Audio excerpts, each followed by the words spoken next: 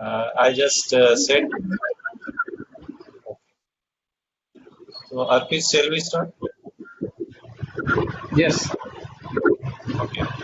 So, as a program coordinator, I'm just starting this event. And before starting this event, I just would like to give brief introduction regarding this particular program, which is our eighth workshop of this particular e-refresher course. And on today, we are going to cover molecular docking and drug designing concept. And we have very learned speakers from a reputed organization. Dr. Kishore Shende, he is working as an information officer in Department of Biotechnology and Bioinformatics at Barkatullah University.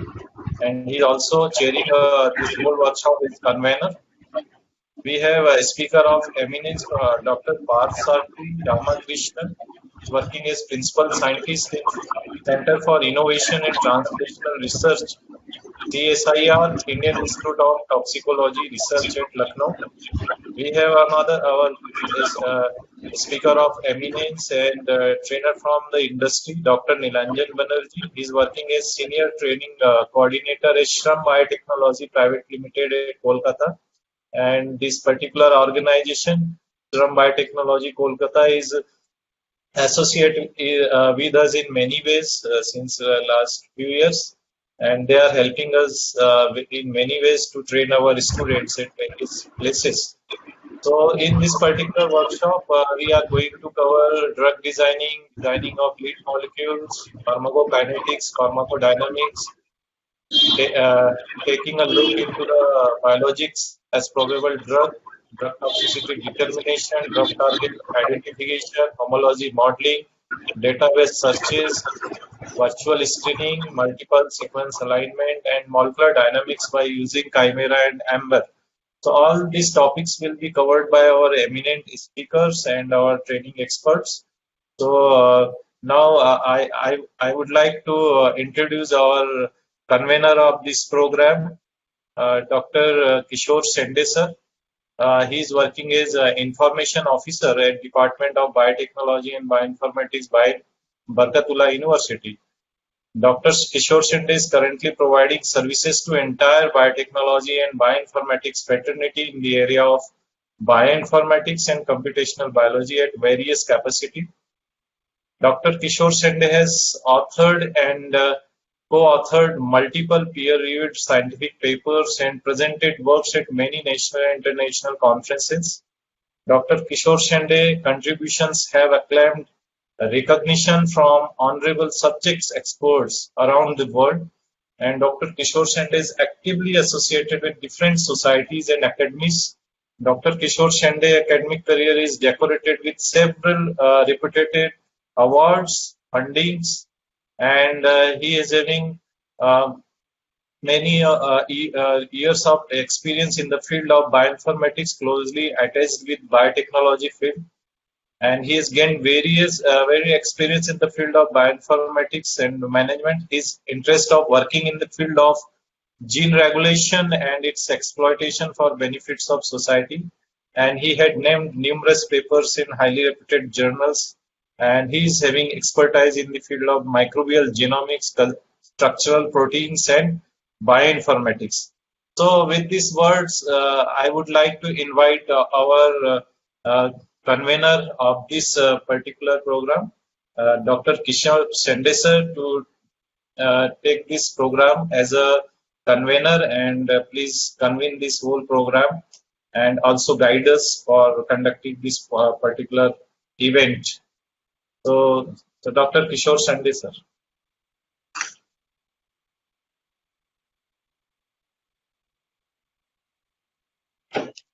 Thank you, sir. Thank you, Dr. Professor Choure. It's Hello, am I audible? Yes, sir. Yes, sir. You are audible.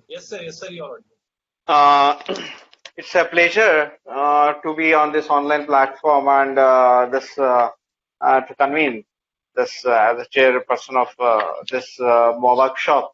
This workshop both of molecular docking and drug designing, and it's a great pleasure to meet Dr. Nilanjan Banerjee and Dr. The joining letter. I think Professor Professor Partha Sarthi will be joining later. It's always a pleasure to this, and it's a great event that is organized by Professor Choure, that C refresher course, so that the students can learn this technique in silico. And I know that this is the COVID area, COVID pandemics and epidemics are there. You see that's a number of papers, means more than 10,000 papers are published within this last 6 months on the COVID, and that's a great. But even and maximum papers they are in silico, drug designing, drug discovery, protein engineering, or protein related. Maximum are the vaccines, and many companies they are trying for the development of vaccines of against these virus or for the immune boost of in the human being. I know that it's maximum. Many of the Indian peoples are getting they are naturally immune, they are getting naturally immune till we get the vaccine. But still, the efforts of scientific field and scientific world is going with this. And even my work is on the genomics area and working on the genomes of that virus and tracking out that. But it's good that the knowledge of like molecular docking, all the bioinformatics fields, whether it's a structural bioinformatics or bioinformatics, sequence analysis or computational biology, they're all going for this to track. Means they are providing a support for in the research. Means whether it's the drug or whether it's a genome analysis of the genome, tracking out the evolutionary or source of that particular viruses from which organ is coming, the evolutionary relationship of the different pathogenic, lower pathogenic strains or non-pathogenic. So all that, and it's a good that doctor has planned for ligand. This means drug designing. I have seen a papers, a number of papers are there for drug designing. Many molecules are there find, and various targets are also such like spike protein is there, or maybe the that chymotrypsin like or trypsin pepsin like protein is there. So they are target for that. Many of the drug they are targeting. Many of the scientists or researchers they are targeting these drugs. So maximum work is in silico. I don't know, means very few or lesser work that has been towards the that one.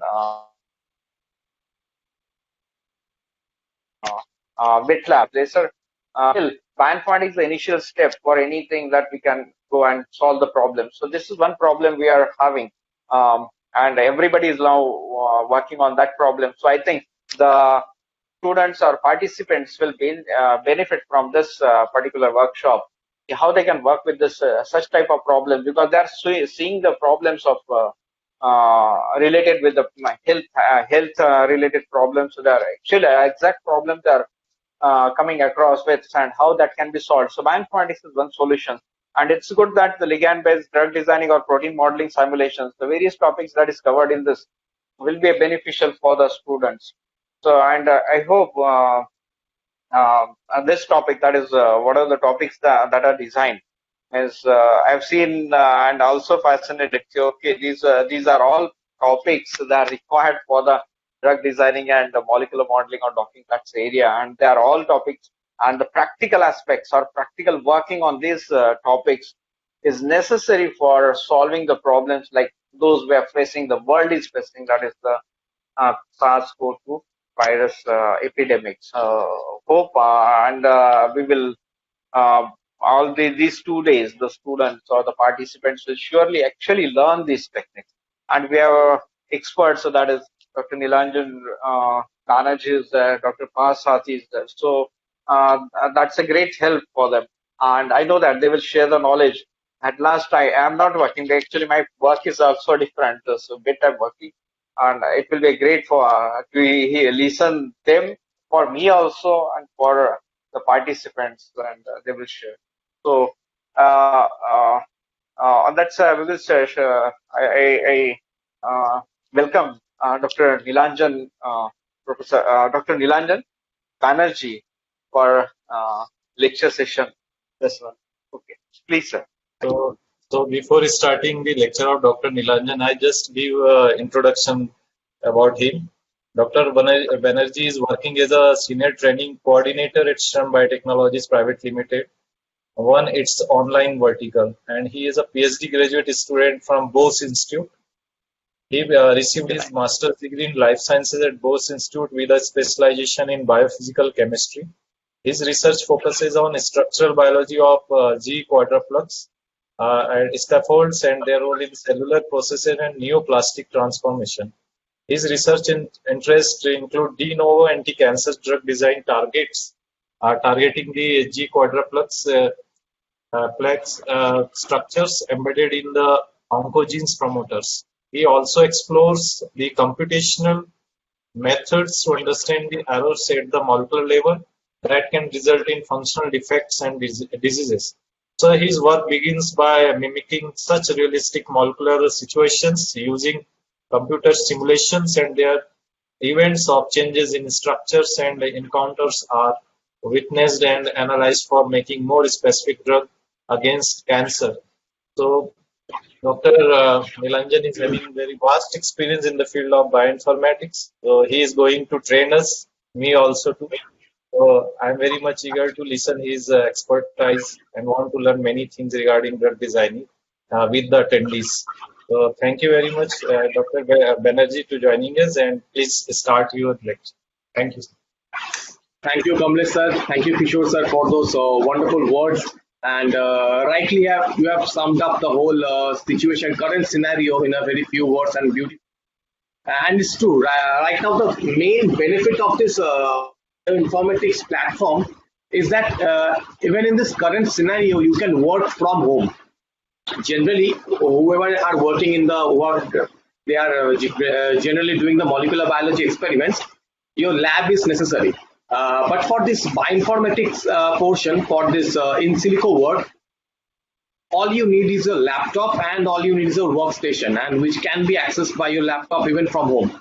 And that's why, as you have mentioned, that most of the work regarding this COVID-19 scenario, regarding this COVID-19 virus, are generally from the Insilico work, because they are the main challenge is to analyze the data that you get and to do the fine tuning of the data. So without further ado, I will start the course now. And thank you, sir, for having me on this platform. So let's start the course now.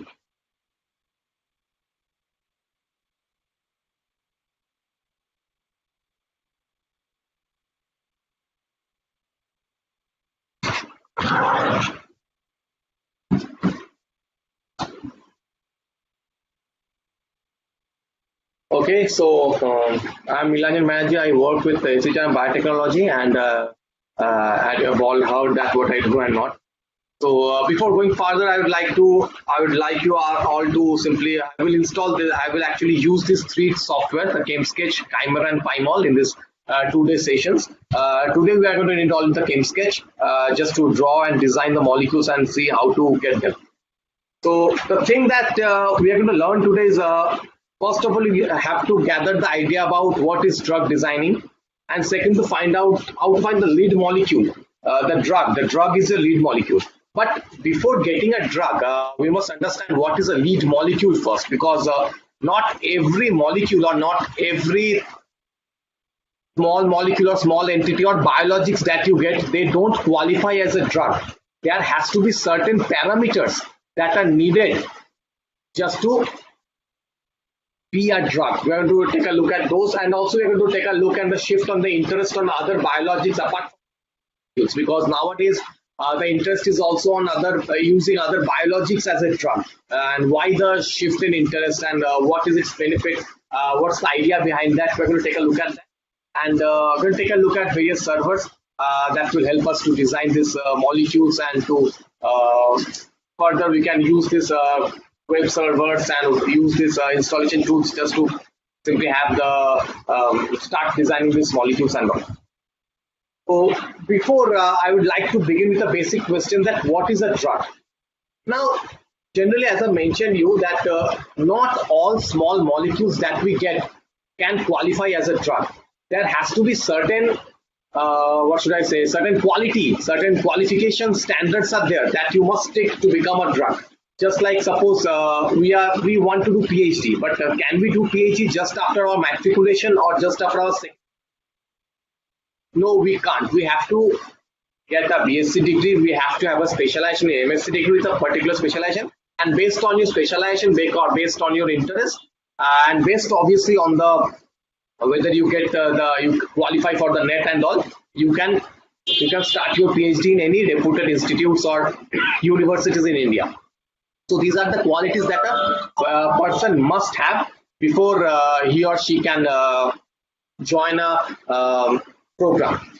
Same like this, a drug, any molecule, a drug has to qualify, has some basic techniques and basic qualities. So we can take a look at those. So generally, a drug is generally a chemical that actually interacts with protein in the body to affect a physiological function. Now, this is the general idea behind any medicine that you see. And once these chemicals are absorbed into your systemic circulation, they bind with certain proteins, and this changes the function of the cell very slightly. For example, if you take the example of any anti-cancer drugs, then what do they do? They simply bind to a protein on the surface of the cancer cell, and this stimulates the cell to die. Now, in this particular case, the cell death is the physiological action of the drug.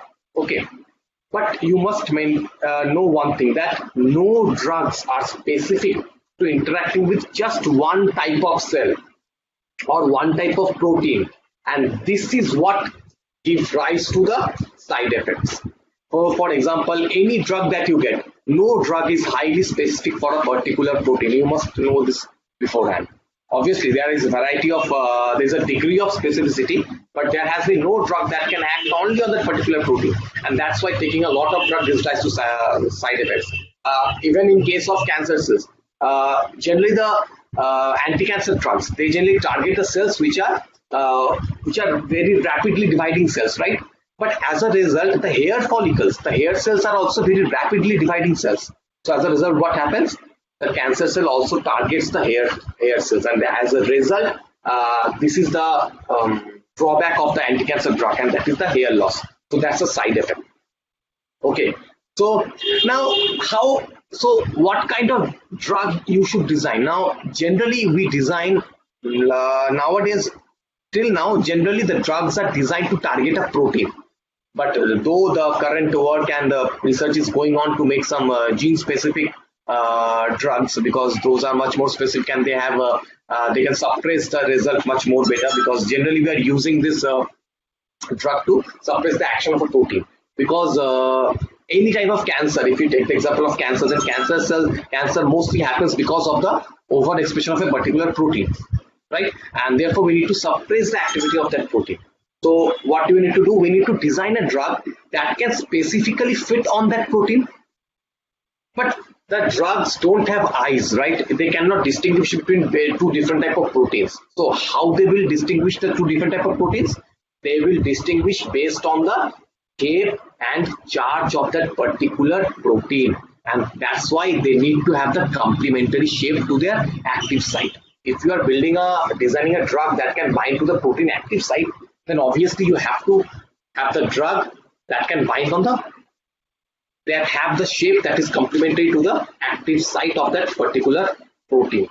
And the next thing that you must remember is that no drug can show toxicity in our body. And why is that? Because if a particular drug shows toxicity, then that particular drug qualifies as a poison, not as a drug, right? So before designing drug, we have to make sure that the drug is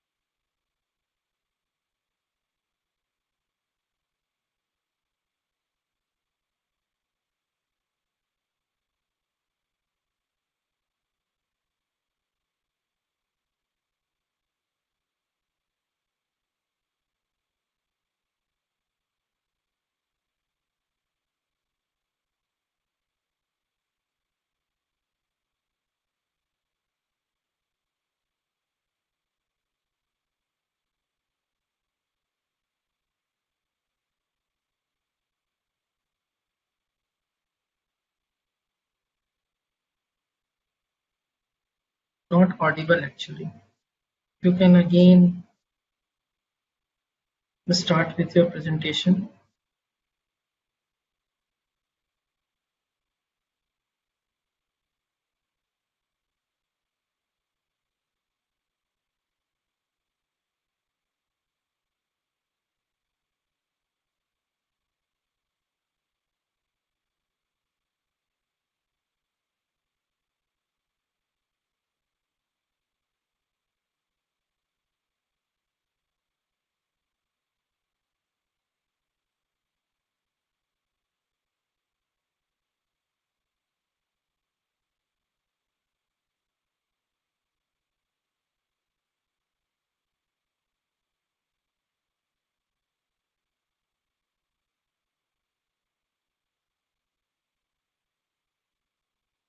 Arpit, what happened? Nilanjan sir's presentation was not, it was stuck as well as his voice was not audible. So I think he's joining again. Okay. Yeah.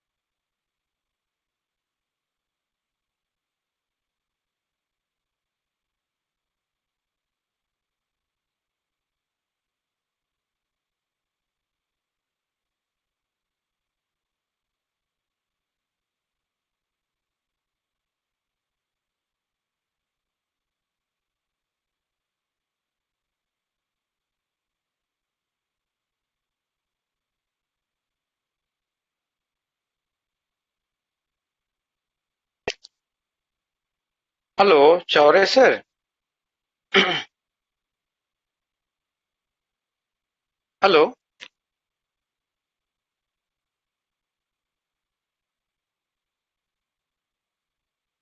Yes, sir. Sir join नहीं हो पा रहे?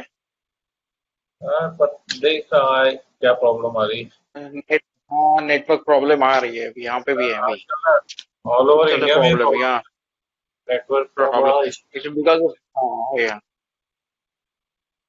Airtel is having a problem because they are going for optic fibers now. Yes sir That's why. So all over means in Gopal also they are just drawing out all their network by through cable optic fiber. या They're facing a lot of problems in yeah. In department also it's a problem. BSNL is working good now at this position.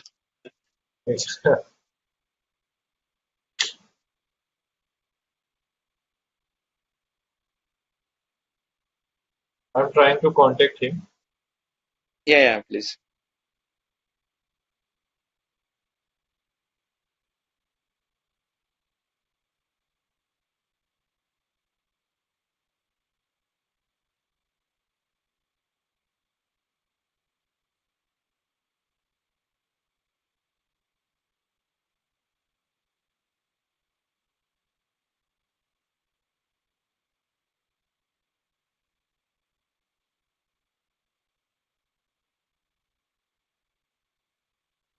Dear attendees, we are just facing a technical error.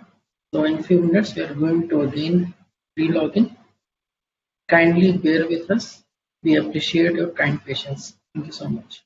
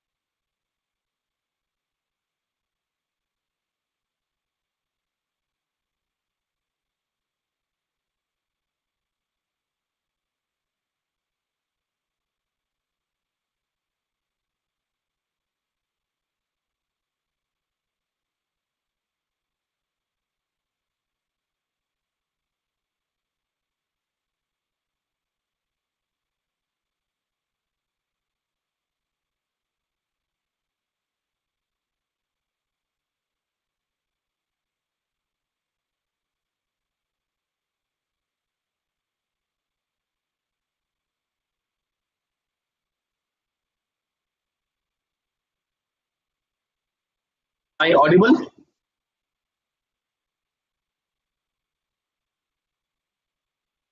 Yes, sir, you are audible, sir. Nilanjan, sir, you are audible. Okay. Sorry, I got disconnected. Yeah, Can anyone say what topic I was telling before I got disconnected? yeah. I think third slide was there. We share this. That's fine. So we're talking about that. We are going to learn about Next to this slide. designing and all. It was From here? next. No, next slide. Next. Yeah. This one. Arpit, can you? Yes, sir, you can start from this slide because last slide was Okay. completed. Yeah. Thank you. Hello, doctor. Yeah. Sir, please hide this particular screen which is coming over in PowerPoint slide. Is it okay now?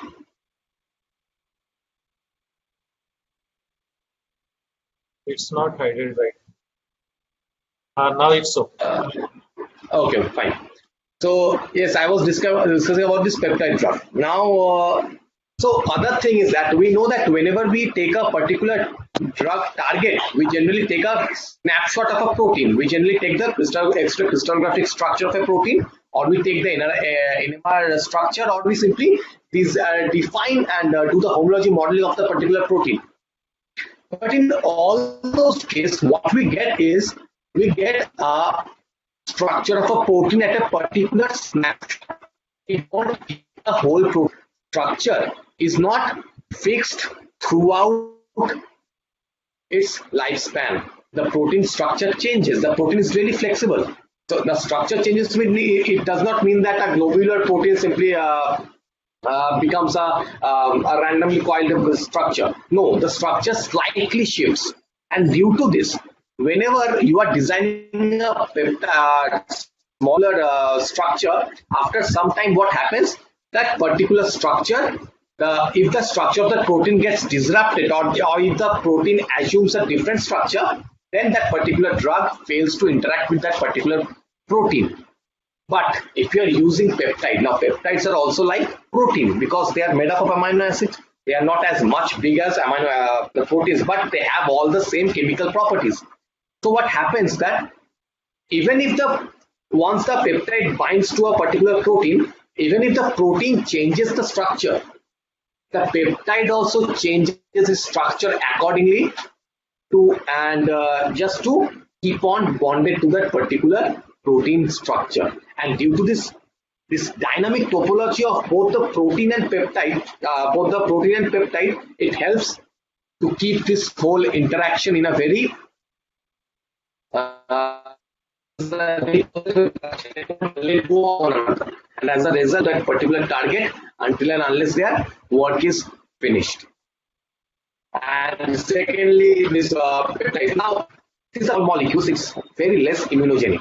And as a result, it does not give rise to any other harmful side effects that might a small molecule or any other biologics. Like sometimes people are also working with protein as a target, big protein as a target. But being a highly very large structure, they sometimes becomes immunogenic. But that's a really less chance for the peptide.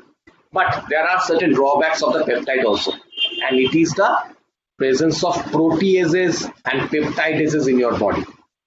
So whenever you are taking a peptide, due to the presence of those proteases, what happens if you take a peptide as an oral drug? Once the peptide moves into your body, moves in your mouth, the peptidase will simply chop off the peptide.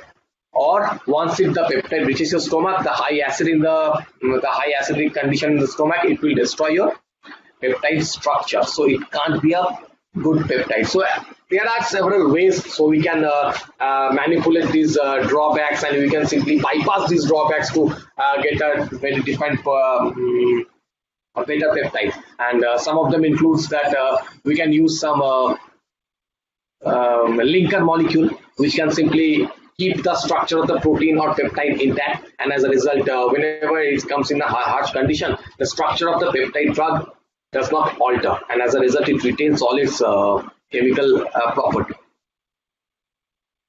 So this is actually a traditional workflow of this structure-based drug designing. There are actually two methods. One is the structure-based drug designing, and there is the ligand-based drug designing. In case of ligand-based drug designing, you have the ligand. That means you have already developed a molecule that you think and that has all the quality of a drug. Now, if a particular molecule has all the quality of a drug, you know that it's a drug, but you don't know the target of that particular molecule. Now, in that case, all you have to do is to find out the target of that molecule. So in this case, you don't know what you are targeting. You don't know what disease do you want to cure of. You only know that I have a drug. This particular thing might act as a drug. All I have to do is I have to find the target where this particular molecule can go and bind to. That's the ligand-based drug design. Apart from that, one other method what we have the homology modeling. That's structure-based drug design. Now, in this case, we have the structure of that particular molecule. What do we have? We have the homology model structure of a particular protein, or we have the X-ray crystallographic structure of the NMR structure of the particular protein. And once you have the structure, because we know that we want to target this for example, in this COVID-19 scenario, we know that we need to target the spike proteins. So what do I have? I have the spike protein. The protein is my target. I have the protein. So what do I have to do? I have to find out the area or the domain where my drug will bind to. I will design a drug that can bind to that particular domain. I have to design a drug that will fit into that particular structure that might be complementary to the particular domain. That is the difference between structure-based drug designing and the ligand-based drug design. Now, obviously, when we start with this, sometimes we have more than 10 to 12 molecules, 10-20 molecules. Those are all the molecules that we have, right? Now, from all those 10 or 20 molecules, we have to find out the best molecule that can simply destroy the spike protein. If it's spike protein, that might destroy the spike protein, or, for example, it might be a main protease of your COVID-19. Right? So the target is that I have to suppress the activity of the particular protein. Now, from all those peptides, from all those molecules or peptides, we have to find out the particular drug that is acting best. So from the library, you have a library of molecules. From the library of molecules, you have to selectively do some experiments like various bioassays. You have to do the molecular dynamics simulation to find out the atomic nitty-gritty of that particular interaction, and you have to find out the best molecule that shows the best KD value. The KD value means the binding affinity that shows the highest binding affinity to the particular target, and you have to select that particular molecule. But how to draw a molecule? Once you have all, obviously, you need to draw that molecule, right? And several can draw that is a file, right?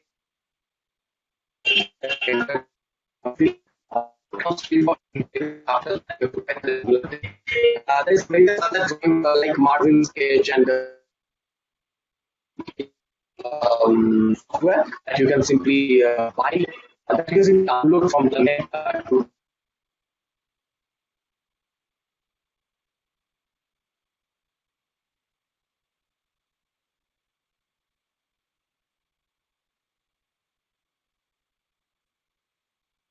Am I audible?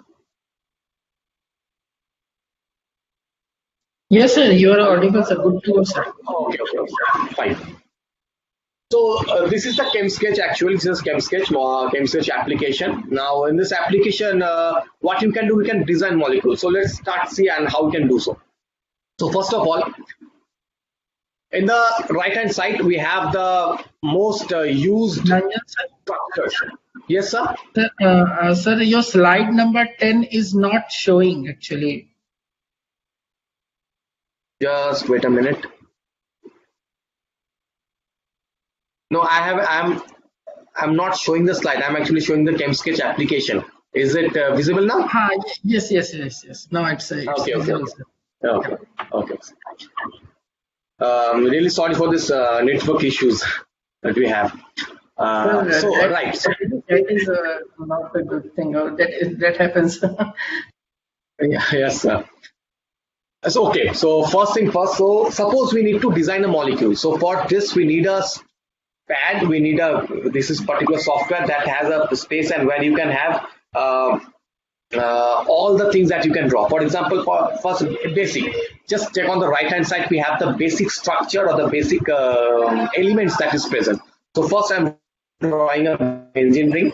Now suppose I add another benzene to do, I'm going to select that particular benzene ring and I'm going to select the edge where I need to add the other benzene ring.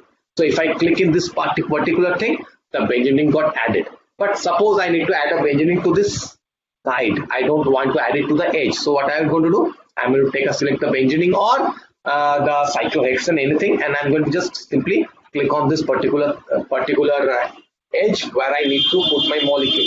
So this is how you can simply put in anything. There are a lot of issues. For example, on this right side, if you simply go up, there is also a table of radical. In this, okay, I'm going to discuss the table of radical after the latter period. But now suppose I've drawn this, but now suppose I need to add some elements to it. Okay, I have some oxygen, I have some fluorine, hydrogen. So the mostly used elements are generally present on the left screen. You can see the mostly used elements. Sometimes suppose you have oxygen, so simply click the oxygen. It's really easy to use. Simply click the oxygen and point the area, click on the area where you need to put your oxygen to, and it's done. Suppose you need to put the oxygen here, so simply click the oxygen and click here. The oxygen is added. Okay. Now, but suppose you need to add an OH group, right? You need to add an OH group. So what I'm going to do, I'm going to select the edge and click it. Sorry, it has select carbon. Yeah, I have selected the carbon. First, I have to draw the bond. I have drawn the bond now, but it had added a methyl group, right? Because this software automatically adds the valency to your molecule. It automatically adds valency, so there is very less chance of those valency errors, because valency error is a great error, right? Because once you simply mess up with this particular valency, and the drug is not going to work. So if I need to put an OH group, then I'm going to select the oxygen. I'm going to click on this particular methyl group, and it will simply shift to an OH. And like this, I can add any molecule, and even if I need to add a methyl group one after another, I can do so. And you can also add molecules like this. Now, one thing is, suppose suppose sometimes you might feel that I don't have the desired element here. So what can I do? Just on that same on the left hand side, you are going to see a periodic table. Simply click on that periodic table, and it is going to show you the whole periodic table.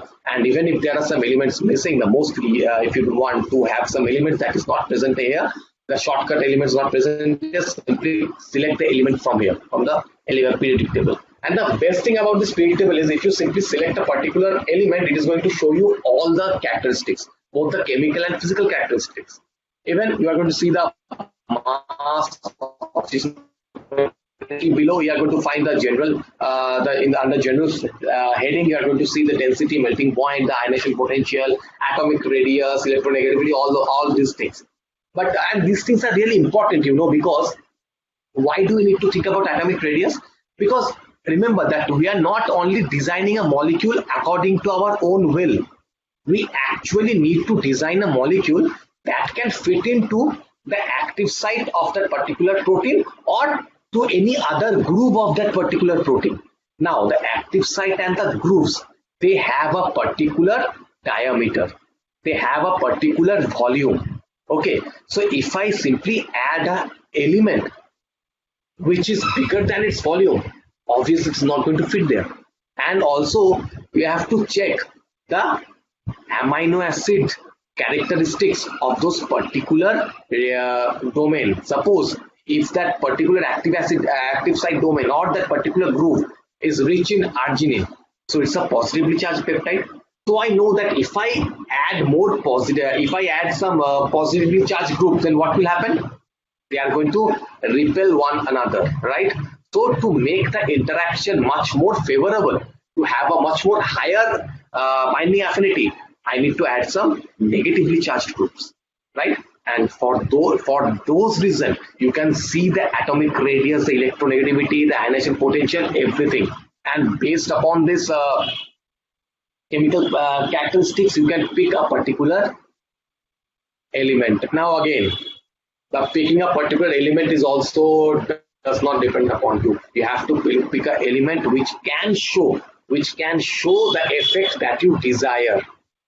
Not all elements. Sometimes some elements belong to the same group, right? For example, suppose you think that okay, the sodium is not fitting in here, so let me add potassium. You cannot go like that, because sometimes adding potassium apart from rather than sodium might have some diverse or might have some negative impact on your system. Okay, so that's why you need to select the element very carefully. You need to judge, you need to see what's the structure, and for those reasons you need to design a molecule. That's why we have a library of molecule, and from those library of molecule we select the best molecule that shows the highest activity, the best activity, or the high KD value, or they show the what should I say, once you do the bioassays, you are going to see that whether using that particular, if I need to suppress the activity of a particular protein, I need to check whether which of this molecule is actually suppressing the activity more.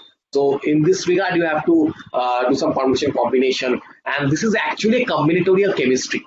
Okay, you have to do a lot of combination. You have to add a lot of combination to that. So okay, so I seem suppose I have selected the manganese and I've added here. So the manganese is going to add here. So that's really simple. So it's really easy to draw. But now suppose you need to draw a long chain. Okay, you need to draw a long chain. So just see in this upper panel, there's an option called draw chains. So if you simply select the draw chains, and if you simply hold your left mouse button and simply enlarge it, it is going to add the chain. So you don't have to add chains, and you can see the chain number is mentioned here, right? The 10, 9, these are the chain numbers.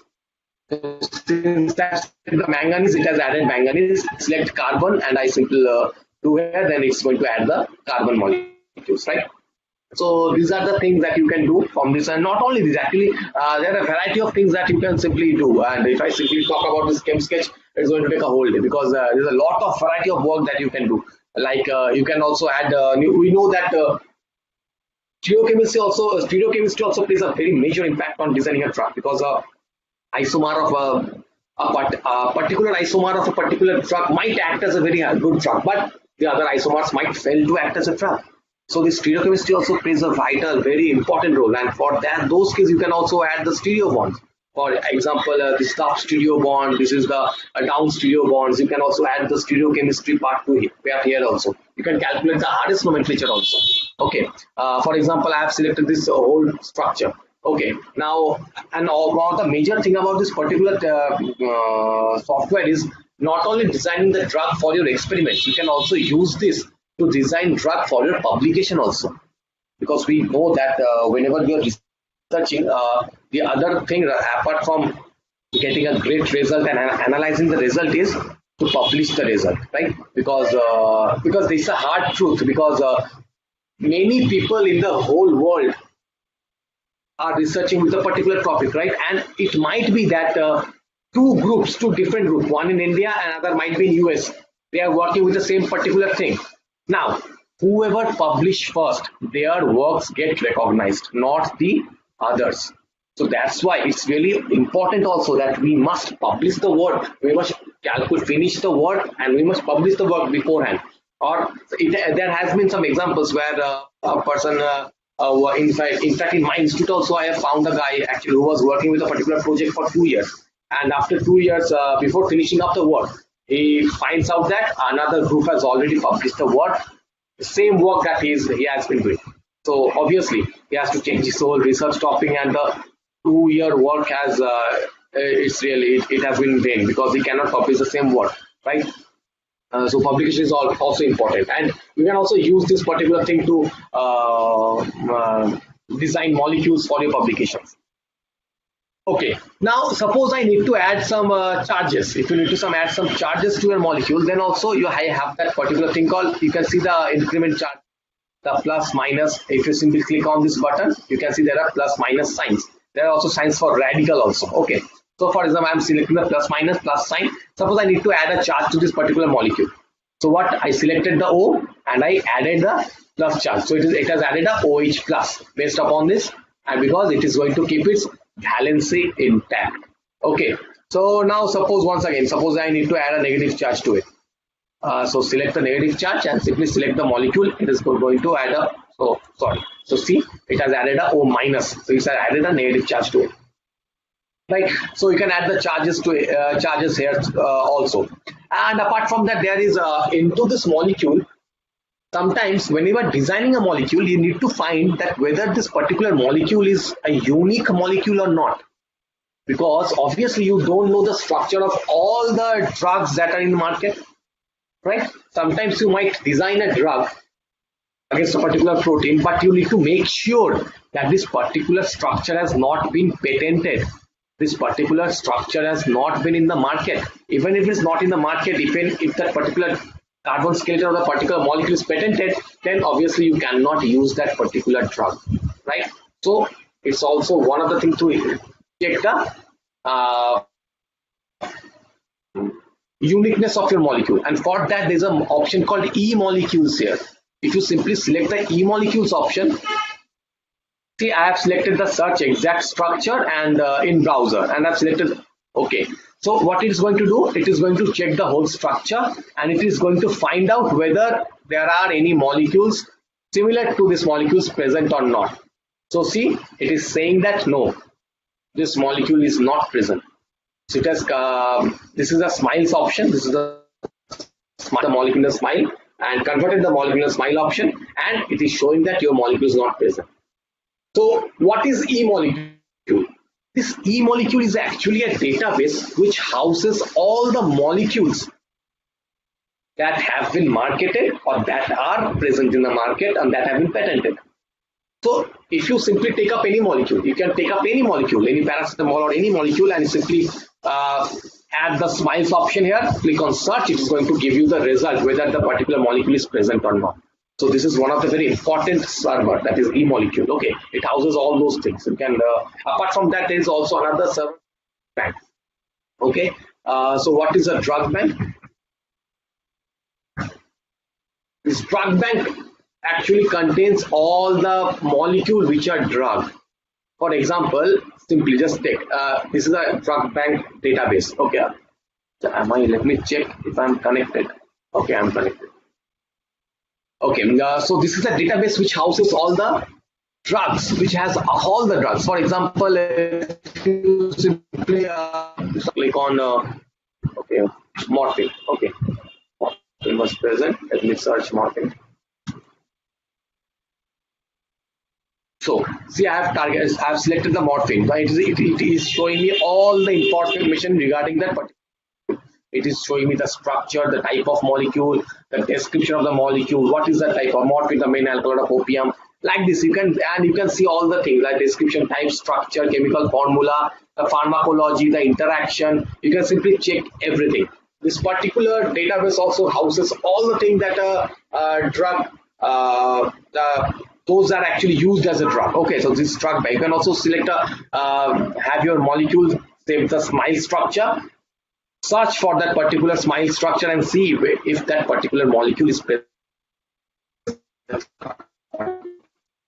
Okay. The other thing is that how to convert this particular structure as a smiles, right?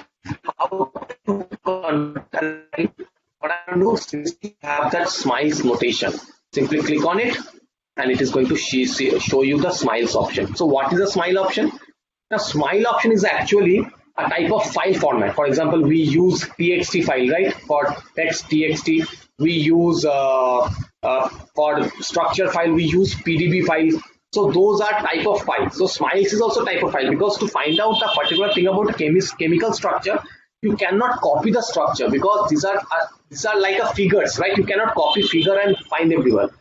So this smiles notation means this is a particular notation which uniquely denotes your molecule that you have drawn. Okay, but what is the utility of this smiles molecule? Why do we need? Let's take a look at the presentation first, and then we're going to take a look at whether the molecule that you have drawn, whether it's a drug or not. Right? I must know that if that particular molecule might act as a drug, right? And for that, there are two notations. One is the pharmacokinetics and another is the drug likeness. So what is pharmacokinetics and what is drug likeness? Drug likeness means, drug likeness is actually a notation which tells that whether that particular molecule are using, if it's a drug or not. And if it's a drug, is it a good drug or a bad drug? It just tells you those things. And what about the pharmacokinetic? Pharmacokinetic actually measures the movement of the drug into your body. It measures the Adme property. What is the Adme property? Adme means absorption, distribution, metabolism, and excretion of your molecule. So absorption means how much molecule is absorbed into your body. For example, suppose you have designed a molecule. Okay, but suppose the molecule can only be absorbed at 50% rate. So if that molecule can be absorbed at only 50%, so what happens? So if you are taking a drug at 800 dose, then only 400 dose gets absorbed in your body. For example, let's take an example of Calpol. Suppose whenever we have some fever or not, we take Calpol. Sometimes Calpol 1000 comes, sometimes Calpol 750, 650, 400. There are various doses of Calpols, right? The paracetamol tablet. So suppose according to your body weight and age, you need a dose of 400. But suppose the Calpol only gets absorbed at 50%. It only gets 50% absorbed. So what will happen? If you take 400, your body is getting only 200. That only getting 200 dose. And that's really sad because you are not going to get cured of that half dose. You don't need 400. So to do that, obviously you have to take 800 dose. If you take Calpol 800, then only 50% gets absorbed and 50% of Calpol 400 is your body and you get cured of that. It's an easy example. Okay. Apart from that, there's also a check of distribution, whether the particular drug that you are getting, is it getting stored at a particular tissue, or is it circulating through your blood to your whole body? Because the painkiller must, what it must do, it must circulate through your circulation, through your blood, because it gets the whole, because whether you have the pain in your leg or your hand, it goes all part of your body, it numbs the sensation so that your pain fades out. Okay, but suppose you are taking a cancer drug, someone needs a cancer drug, but now that for cancer drug I need it to be selective to a particular tissue, because if someone has lungs cancer, then obviously the drug must move only to the lungs tissue. It must not move to the liver tissue, the pancreatic tissue, or the other tissues, because then the cells in those areas are going to die. We don't need that. And that's the main challenge to design an anti-cancer drug, to get a highly specific, not only cell specificity, but also to address the tissue specificity. And also there is metabolism, how your drug is getting metabolized, after how long is it getting metabolized. If you have a drug and if it gets metabolized 10 minutes after it gets absorbed, obviously we don't need that drug, because in 10 minutes the drug cannot show its desired result. To show its desired result, the drug must be present in your system for some time, for an hour or 2 or 3 or 4 hours, right? Depending upon the condition you are in, depending on the type of drug you are taking. It must remain for some time in your body, and after that it might get metabolized. So that's also true. So if a drug, it's a very good drug, but as soon as it gets into the body, it gets metabolized, then obviously it's useless into our system. It's not going to create the desired result. And of course, we also need to see the excretion of that molecule, because after the drug is metabolized, how long does it take to excrete out of the system? Because as I mentioned, the drugs in a higher concentration, they act as poison, right? So if a drug, suppose you have a drug and you need to suppress the activity of a particular protein. For some, because your particular protein has some threshold and it has moved up from the threshold, we need to suppress it. But if you have that particular drug and your drug simply binds to that particular protein and keeps on bonded to that protein, so what will happen? That we are going to get not only the desired result, but it is going to mess up with the whole system, because for any protein we require the activity of that protein. It's only when the protein gets overexpressed or underexpressed the body faces a disease, right? So it does not mean that we need to eliminate all the protein at 100% rate. We need to eliminate almost 20%, 30% or 40 or 50% of protein. So we also need to check whether the molecule that I am getting, is it keeping on bonded to my protein for a very long time or not. And even after, so we have to see the excretion, whether it is getting deposited into the body or it is simply getting cleared out of the body through stools and urine. We have to check. These are the pharmacokinetics of a molecule. So what about the pharmacodynamic? The pharmacodynamic, or the PD that we say, it actually refers to the body's biological response to the drug. Okay, so when the PK describes the drug's exposure by characterizing its Adme property as a function of time, the PD, that is pharmacodynamics, it actually describes the drug's response in terms of the biochemical or some molecular interaction. To which protein is it binding? What is happening after it bonds to the protein? What is the signaling cascade that the particular molecule is shutting down, or what is the signaling cascade that the particular molecule is restarting? So these are the things that the pharmacodynamic addresses. But once we have the drug, we cannot say we cannot predict the pharmacodynamics beforehand, right? But we can calculate and predict the Adme property of that particular molecule, depending upon its chemical structure. And these are some basic pharmacokinetic parameters that we have, the Adme properties, and how to calculate it. So how can we address the Adme properties? So there are a few scientists. One was, I think you know the name, Lipinski, and another was Ghosh. Apart from that, there are also other scientists. After taking a look at all the drugs that are in the market, or maximum number of drugs in the market, and doing some series of experiments and analyzing the data, they concluded that Lipinski was said that any molecule, that when should a molecule qualify as a drug? That's the question they tried to address. When should a molecule qualify as a drug? Lipinski said that when the number of hydrogen bond donor must be less than equal to 5. The number of hydrogen bond acceptor into that particular molecule must be less than equal to 10. The molecular weight, of course, as I mentioned, it must be less than 500, and the C log P value must be less than 5. What is C log P? The log P value is the partition coefficient. It measures how much the molecule is water soluble, because in our body we have 70% of water, right? So for a molecule to work as a drug, it must be water soluble. It must be water soluble, right? Or otherwise the molecule will fail to circulate inside our body. It is not going to get dissolved in the system, and that is the C log P value. It actually takes a equal 1:1 ratio of octanol and water. The octanol acts as a hydrophobic moiety, and water obviously is hydrophilic moiety, and you simply dissolve a particular your drug into those octanol water mixture, and after keeping it for some time, you measure how much portion of your drug is present in water and how much portion of your drug is present in octanol, and that is the C log P value. And this Lipinski rule is also known as Pfizer rule, because the Pfizer drug industry follows this rule, and it's also known as rule of 5, because as you can see, all the examples or all the rules are actually a multiple of 5, so it's also called a rule of 5.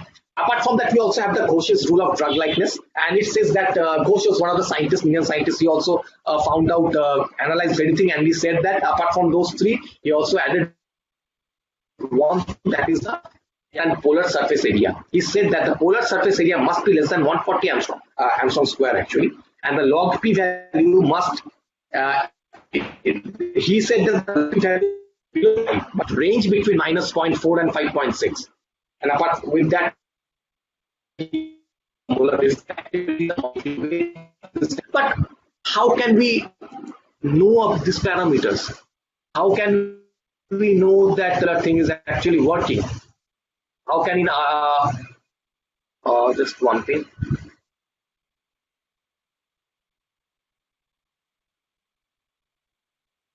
Okay.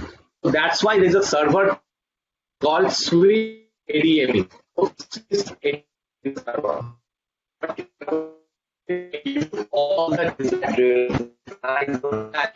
uh, all your PK parameters. You are authorized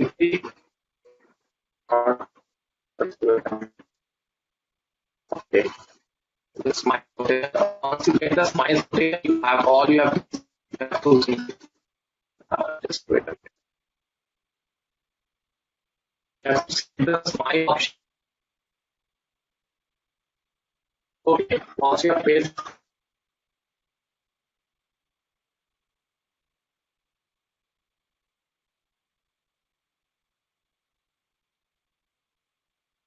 Nilanjan sir, your voice is not coming.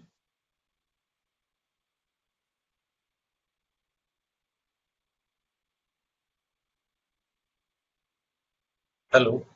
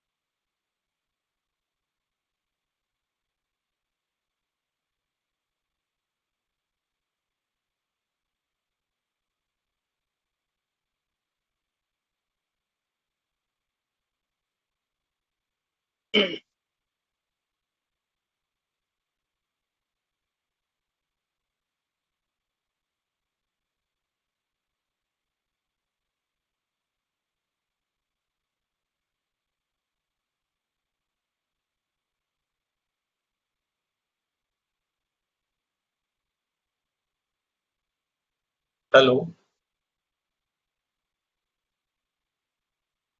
I think he is reconnecting to us, so we should wait for a moment. And very uh, He yes. is gone. so do we see that any audible? What okay. Hello, I am Dr. audible, right? Nilanjan sir. Yes, yes, sir. Your voice is not Sir, coming because yes, yes, sir. hello.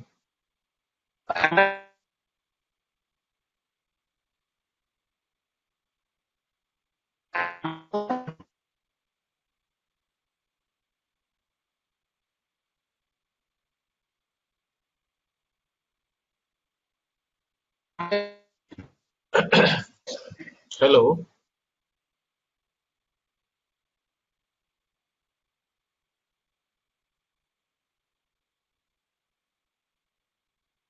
Nilanjan sir, your voice is not audible. Audible now? Yes, your voice is coming now. Okay, sir. Please share your slides As again. I was saying about can you see now?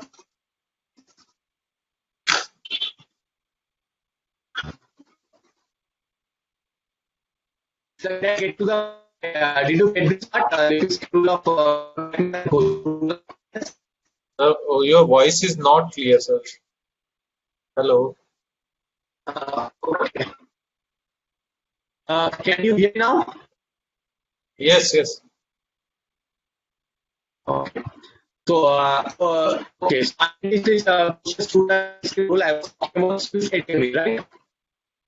So, once you have, so did you all get the questions and No, sir, it's not clear, sir. Sorry. okay. Yeah. Would you like to reconnect?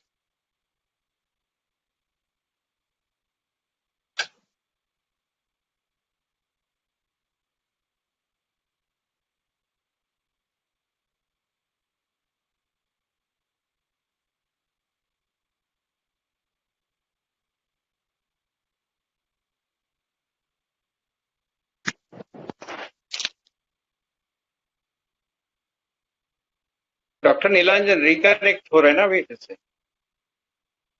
I think so. Yeah, it's required. I think its voice is maybe the network congestion or network problem. Continuous streaming is there. We will resolve it because I think Parsathi sir is coming, and Okay. we can take his Sir, lecture. can you see now? Can you hear me now? Not yet. Yeah, your voice is coming, but slides are not visible. Acha. So shall I start now? Yes. Okay, fine. Acha, did you get to hear the Lipinski? I completed this Lipinski rule and Koch's rule, right? Okay, sir. Okay. So I was talking about the Swiss ADME structure. So in this Swiss ADME, what happens when you simply get the Smiles notation, you copy the Smiles notation of your molecule that you have designed, you paste the notation on the Swiss ADME server, and you simply click on run. You paste the Smiles here and you click on run. And once you click on run, it shows you all the pK parameters of your particular molecule. So what does it show? So first of all, you have a whole the overview of your molecule. You can see it actually shows the lipophilicity, the size or the molecular weight, the polarity of your molecule, the insolubility, the insaturation, and the flexibility of your molecule. And this pink ratio, that this pink triangle is actually the upper limit of your molecule that your molecule can have upper limit. So in this case, my molecule is present inside this pink zone. That means that my molecule can qualify as a drug. It can actually qualify as a drug. Now to take a better look at the various parameters of your molecules, you simply come down and see the number of hydrogen bond acceptor is 2, and we know that according to Lipinski rule, the number of hydrogen bond donor must be less than equal to 5, and the hydrogen bond acceptor must be less than equal to 10. And in my case, it is actually 2 and 0. Also, the molar refractivity is 75.32, and you can see the log p value. This log p value is actually the lipophilicity, but there are various number of log p value. What are these things? These are nothing but the log p value calculated by various algorithm. This I log p actually uses another algorithm defined by Dyna et al. This X log p is actually a method which has been used and calculated by some scientists in the Shanghai Institute of Organic Chemistry. It is going to show you all the value and it's going to show you the average value. So you have this lipophilicity is 2.76, that's within the range. You can also see the water solubility of your molecule. In my case, the water solubility is moderately soluble in all the 3 cases. These 3 are also different algorithms that are used to calculate the water solubility of a particular molecule. And if you check the pharmacokinetics, see the GI absorption is high. That means my absorption, the GI means the gastrointestinal tract absorption. That particular absorption is really high. Then we have the BBB permeant. BBB permeant means blood-brain barrier. Can this molecule cross blood-brain barrier and move to your brain? Yes, it can. Now, this is not something that every molecule should have, because we know that our brain is actually the powerhouse, right? So obviously we don't need powerhouse means everything is controlled by our brain, right? So we don't need any molecule to move into our brain and show some off-target effect there. So that's why. But for some patient who have some brain issues, or for patient who have some Alzheimer's or other type of issues, they must have some molecule or this their drug must be blood-brain barrier permeable. So those are the things, yes. And then we have this log p value, and see under the drug likeness. The Lipinski rule says yes, it is highly drug-like. The Koch's rule says highly drug-like. And if you simply hover your pointer over this question mark, it is going to show you the overall Lipinski rule. For example, log P, the hydrogen acceptor and the donor, all they are going to show you all the limit. And so you can know 0 functions. Sometimes a drug also might qualify as a drug, but it might show 1 violation. So that means you have to improve that violation. Improving that violation will simply improve your drug. So this is a way to calculate all the pharmacokinetic and pharmacodynamic parameter of your molecule before you can go to your move on to other experiments. So these are the Insilico things that you can simply do and simply check on everything. Kamlesh sir, how much time do I have?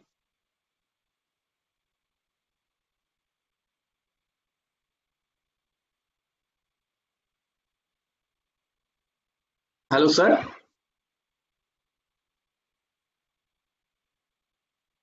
Am I audible?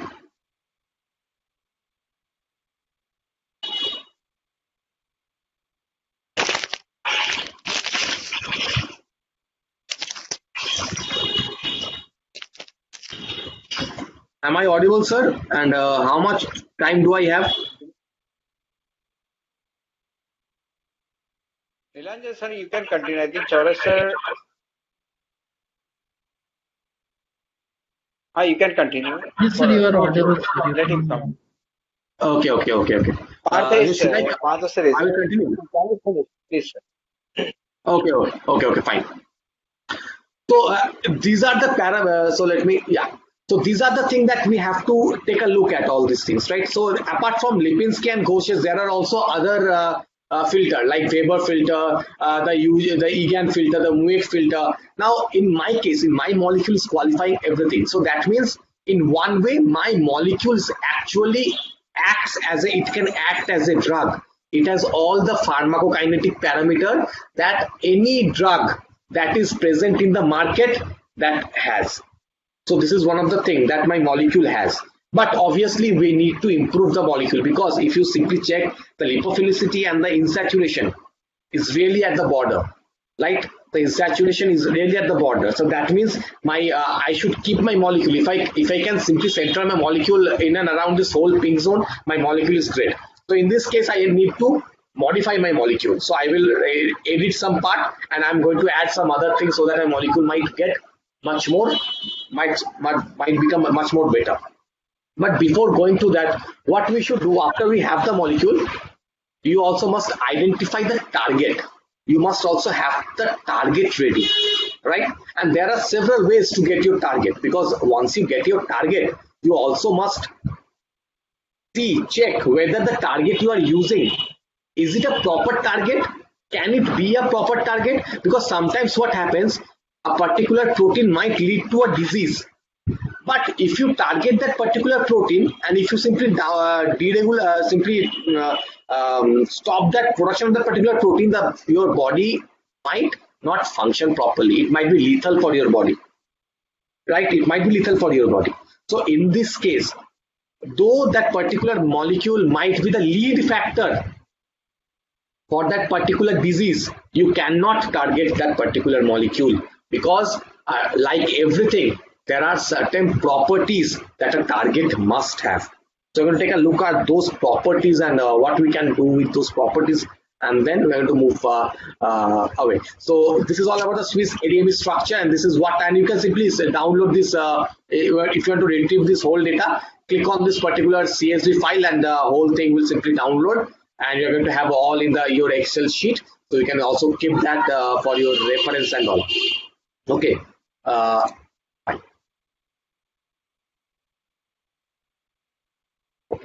So now to check the drug target classification. So how many type of drug targets are there?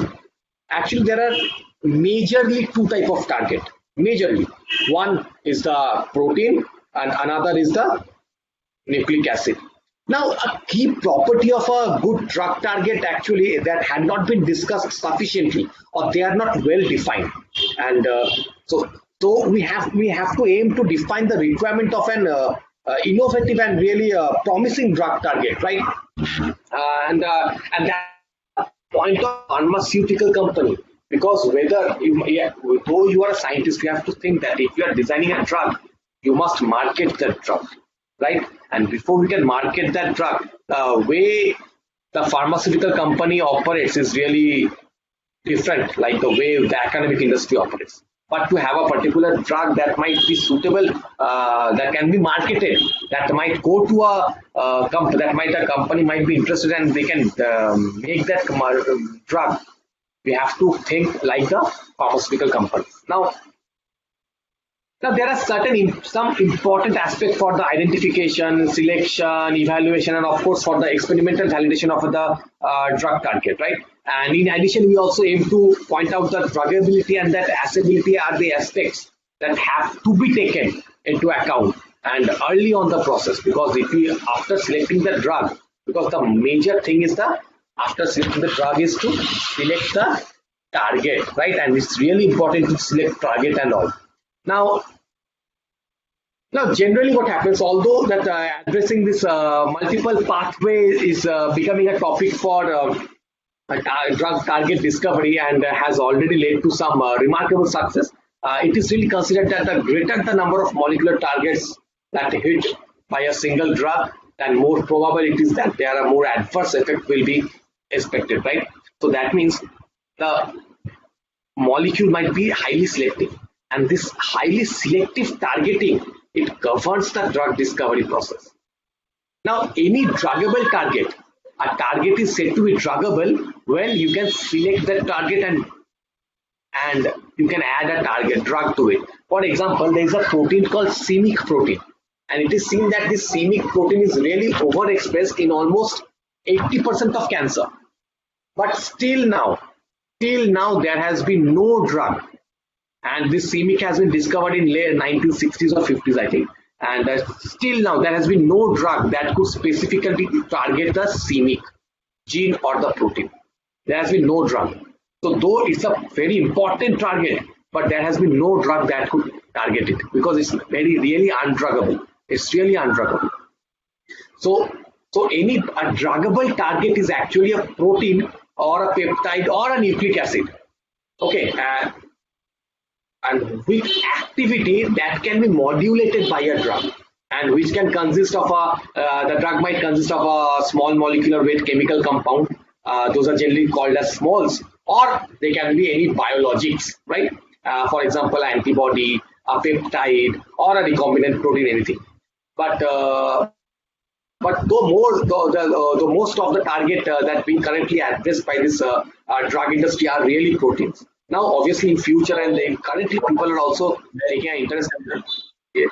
And yes, sir. May I intervene for something important? Yes, sir. Yes, sir. Yes, sir. Actually, Dr. Nilanjan sir, I just request you because Dr. Partha sir is here and Okay. he is having some important meetings today. Okay, sir. If you want to conclude this particular what you are just discussing here, then Yes, we will start his lecture. Then again we will come back with your lecture, sir. Okay. Sure, sir. So you have, yeah. Okay. Please. So that's why. So anything, whenever we say that, whenever we need to classify the drug, it is so a biological target is anything within a living organism to some other entity, like can bind, and that results in a change in its behavior or function. Okay. So very a common example of some these biological targets are proteins and nucleic acids. And in fact, most of the drugs that we use, even in case of proteins, most of them are GPCR targeted protein. That means they are G protein coupled receptor targeting proteins. So apart from that, we also have some membrane transport proteins, the structural proteins, the nuclear hormone receptors, the ion channels. These are also a very good target of some good target for a drug. And obviously, we have nucleic acids. So I think since we have classified the drug target here, and the thing that we need to do to validate the target, the thing we that need to do the characteristics of a drug target, we are going to discuss after Partho sir's presentation gets over. So that will be all, and thank you, Kamlesh sir.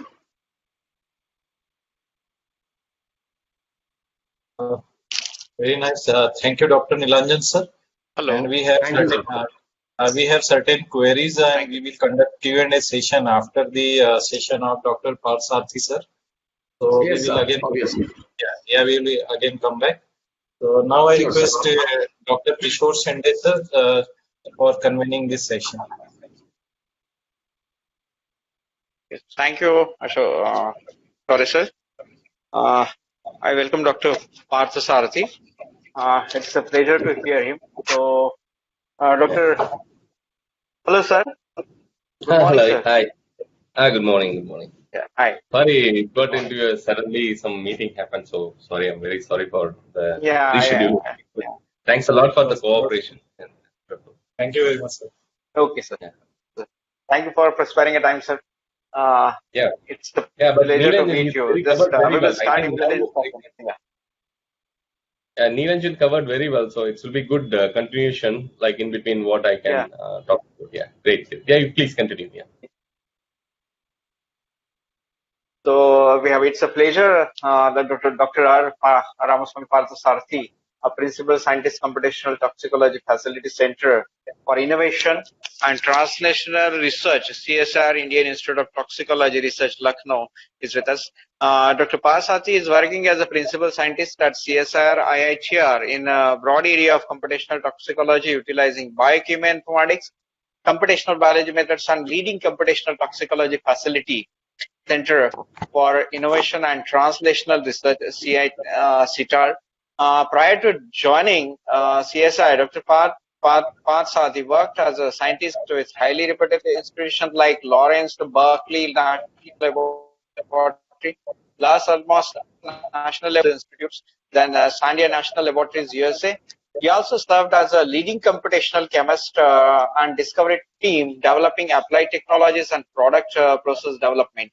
At the Joint Bioenergy Institutes, USA, Dr. Parth continued his PhD studied at CLRI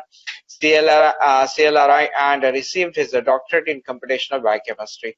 He has more than 17 years of research experience in applied computational chemistry and biology area and published more than 100 research article in journals of high reputed, that is more than a H index cited more than 4,500 times, and 4 international patents he has also filed from his research contribution. That's a great and a great achievement by Dr. Parthasarathy.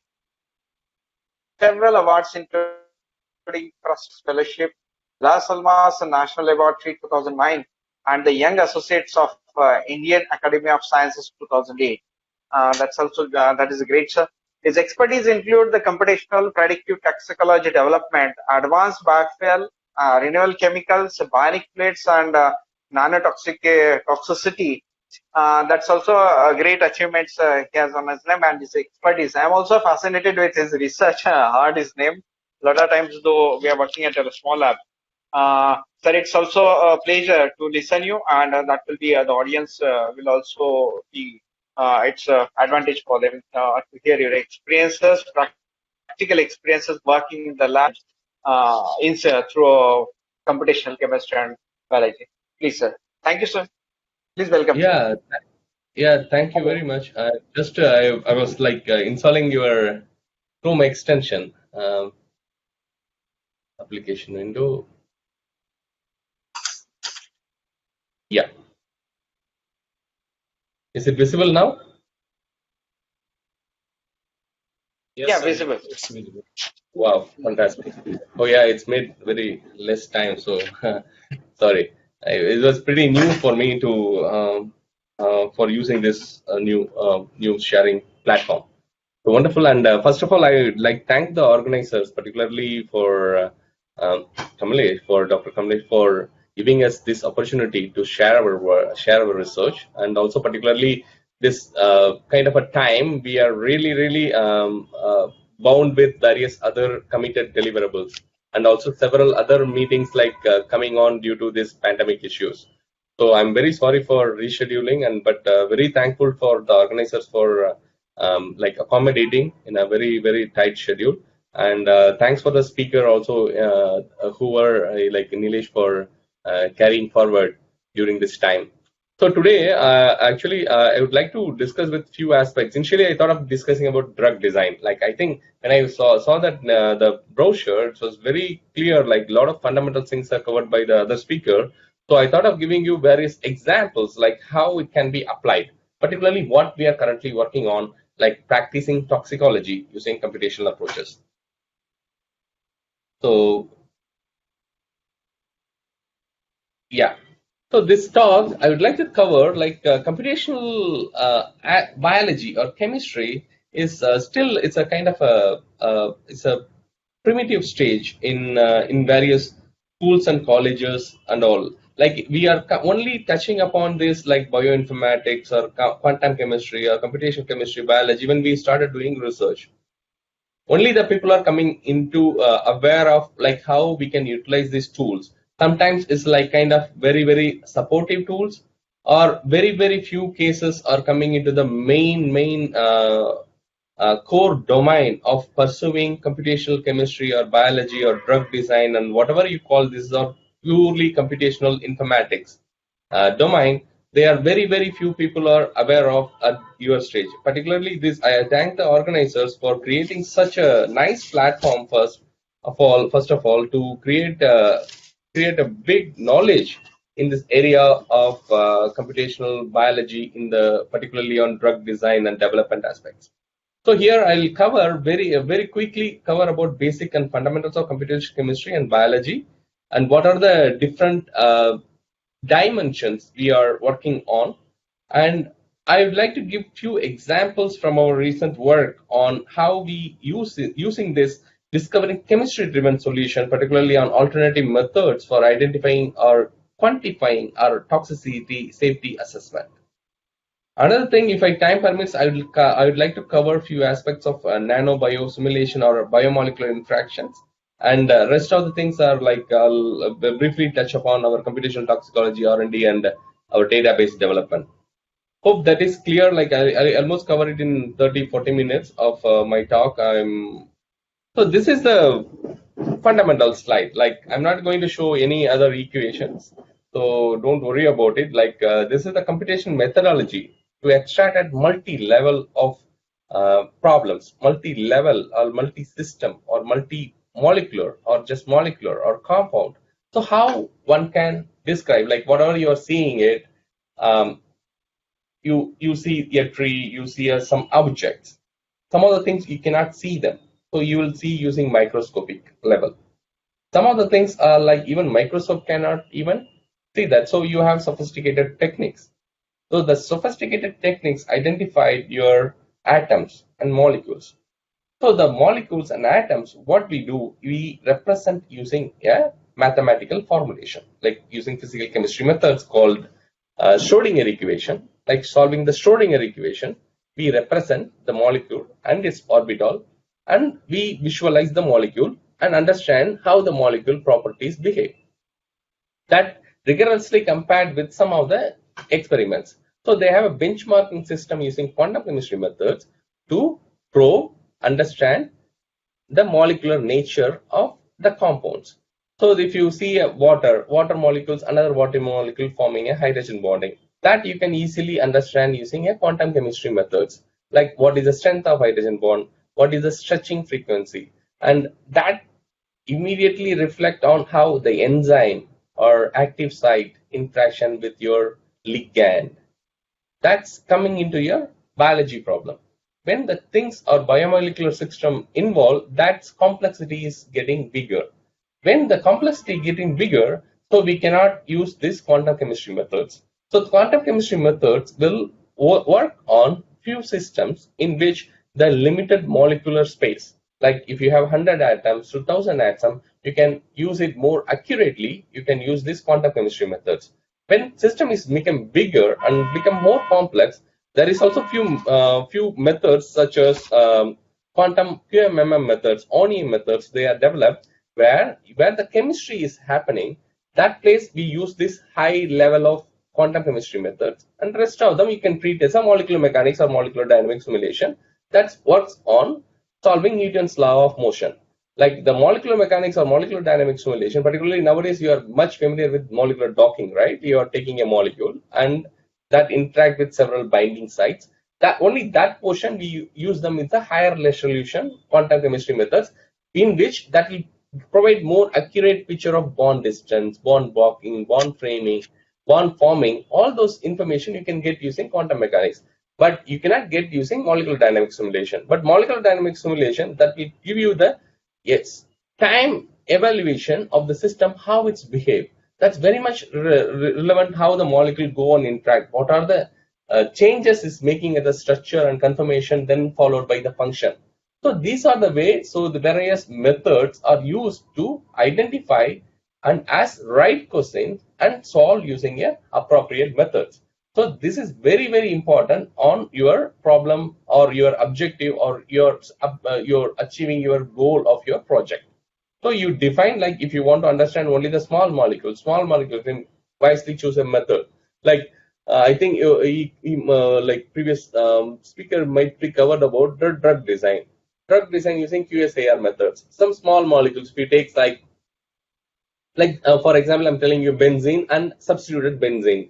So that molecules you can use like higher level quantum mechanics methods, how these new groups are attaching it and what kind of properties increasing or decreasing. Those information you can get. But when you take this and understand in a real system, like where there's binding with a particular bigger enzymes, for that you need to use a different type of methods. So using computational methods, like there is various methods, like molecular level, like quantum mechanics level, and system level, like there are mesoscale or coarse grain methods are available. And also like complex system, you can use molecular dynamics and molecular mechanics simulations and molecular dockings. So this is more or less what we do. We can understand, predict all the problem using computational biology or computational chemistry approaches. So this one is not only on drug design, like this computational approaches requires a lot of other field also pretty much require our capabilities. Like for example, molecular medicine, personalized medicine, preventive medicine, gene therapy, your drug or involved more or less drug development. If you know a structure, that pretty much is the other complex having similar structure that behaves similarly. So that's a kind of a principle of quantitative structure activity relationship. So everything started from there, like how one can develop a drug molecules interacting with the problem where, like for example, like COVID, various drugs, FDA approved several drugs. So these drugs, how it's go and bind with various proteins present in the virus, or how they interact with the host mechanism in our body, how we can develop some molecules which are much efficient compared to the current existing knowledge in the system. So these are the kind of few examples I can give you. Like drug design is becoming really like expediting using our computational approaches. Previously, it will take longer time, like getting a particular identifying a particular target, identifying a particular pharmacophore, and how it's go and bind, and what are the modification need to develop. All the things carrying out experiments is highly difficult and time consuming and resource intensive. So these things we can resolve, like it's computational chemistry enabling is in a speed up this process. So microbial genome application and waste cleanup. When you are looking at the IITR is the institute, is one of the premier institute of toxicology.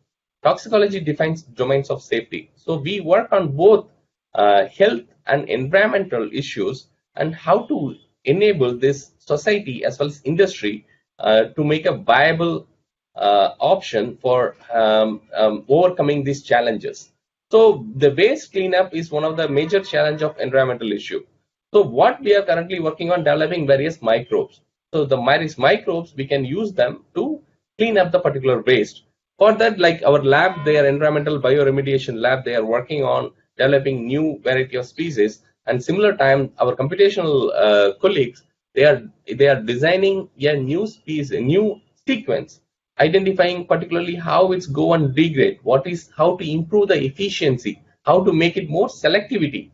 Those information we are working to using computational approaches, we are solving these problems. And climate change studies, alternative energy, and biotechnology, all are like pretty much relevant. Like climate technology, we are having a lot of predictive air modeling simulations and all those things available. Alternate energy is like if you know bioenergy, right? So I pretty much almost 10 years I worked in the field of translational science called converting lignocellulosic biomass into biofuels. So for that, like how the computational approaches can develop a new solvents, how to develop a like a kind of a chemistry or understanding to degrade this biomass component into value-added chemicals and fuels, how to develop a new host, engineer them to have a efficient product specifications. So what are the right product you want to have a better fuel capacity. So all those things we worked on alternative energy resources. biotechnology, obviously many of you guys know, and antibiotic resistance is clearly is like one of the major field right now. The antimicrobial is AMR, and we have one project currently working on how to enable this like RK protein overcome this antimicrobial resistance. So that currently in our laboratory we are working on bioweapon creations and forensic analysis and crop improvement. And we are also like people are doing a crop improvement using modifying the genes which are involved in the particular resistant capacity, like drought resistant or pest resistant. So that reflects some of the allergenicity, how to overcome these issues, like how to make it very more enabling them in a better way. It should not be causing any other adverse effect, but it's only solving this problem. That is also people are working on using computational methods. And obviously veterinary science is pretty much analogies to our drug design. So that is also like one of the other field people are utilizing computational approaches. So these are the not only the drug design, probably that is where like mainly we are focusing on. Other than drug design, there are so many fields required this capability. Okay. So this is one example I'm showing you. Like this is one of my early times, like during my PhD, I worked on in Central Leather Research Institute, on using computational approaches to develop understanding on how to stabilize a collagen. So collagen is a major protein of our skin, right? So that can be used for making a lot of leather. That leather should have a capability of, it should not have a degradation. Enzyme like better not overcome this enzymatic degradation, and it should be stable. It should not so for that, like there is enzyme called collagenase come and act upon. So we are using some tanning agents. These tanning agents, when people started using various chemicals, that become toxic. So we had to design a new tanning agents, how that stabilize the collagen. This is a pentafibril assemblies, and how they interact the biomolecular system. That we have studied. Like there's a few DNA structures, probably you can see them. So there is a molecule, how it's interact with the DNA using various mode. Like it can interact to major groove, it can interact to minor groove, it can interact to intercalation through major groove or intercalation to minor groove. That we have studied is one of the classical studies. And sorry, I missed out the references, but you can Google it and see like various benzene or benzenine interaction DNA. You will find these references. So this is another example I am showing you, like how to stabilize, how to understand the interaction of collagenase with collagen, and the collagenase, how it's providing stability with different tanning agents. So these are the few early examples what I have worked on. So I'll skip it during for the time constraints. So there is another work which is very important, is like during my PhD what I carried out, like understanding the interaction, particularly non-covalent interaction, hydrogen bonding. Hydrogen bonding, people are aware of, it's between like two electronegative atoms sharing of an hydrogen with a like weak interaction. But when we looked at the various compilation of the molecules, it's forming from very weak to really strong hydrogen bonding interactions that we have mapped using electron density approaches. So hydrogen bonding are also not only the electronegative atom, it's also forming various secondary interaction, and the ranges between van der Waals to weak limit, strong limit, very strong hydrogen bonding, and also some of them are very close to 50 kcal per mole of hydrogen bonding interactions that we have mapped. So this give you a perspective in the sense like you can go and look at the chemistry, or you look at the molecule at much closer level to see how they interact with each other. So this I'll skip this, and there is another example I will tell you. Like during my PhD, also I've started working on developing QSAR descriptors. So I'll cover it up. QSAR, probably I'll have some more slides, but QSAR is nothing but quantitative structure activity relationship. If the molecule having a similar structure will have a similar properties. That's a thumb rule of QSAR. So if your molecule having a strong catalytic activity, the similar molecule also behave yeah, pretty much very good catalyst. Or if molecule has a toxic group, if you have a similar kind of a framework, that's also behave like a toxic, right? So not only that, like there are several descriptors are available to predict their properties. Like if you know the structure, you can predict the properties using computational approaches. That property should relevant to the system, like behavior, like the function, like biological activity or toxicity. It should be more relevant properties you need to compare. We should not compare like kind of a property which is not relevant to the toxicity or like some kind of function properties. So what we did during the time, I developed a new type of descriptors called electrophilicity index, and we applied them like group philicity index. We applied them how they are good for predicting toxicity of series of systems. So you can go and check these things. Though right now, most of you guys are working from home or at home, so you can't go directly into the lab and test many experiments, right? So you can use this time more advantage manner, like you can utilize computational approaches to carry out some of your interesting problems to solve from wherever you are.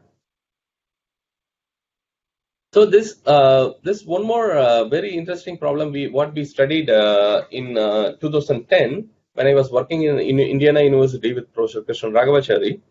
So they have a mass spectroscopy. So you know the peptide digestions. Probably they are sequencing. People are doing peptide digestion.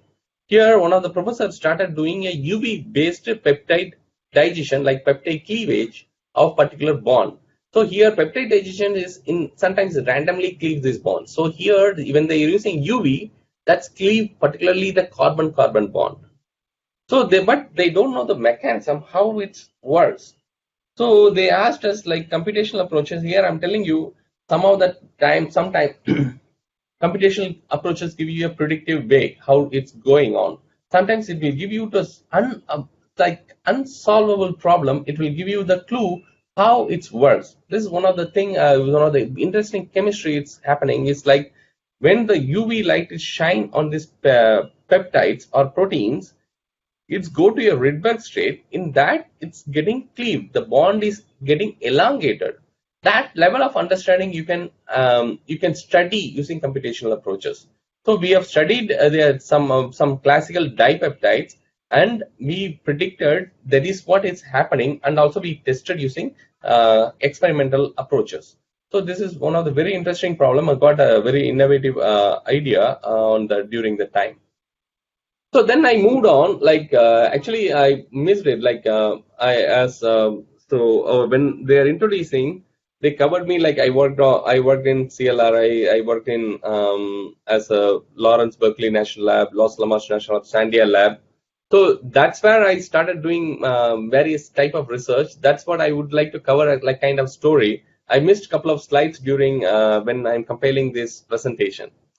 So during my presentation, during my stay in Los Alamos National Lab and Lawrence Berkeley National Lab, I got into the new field called the bioenergy.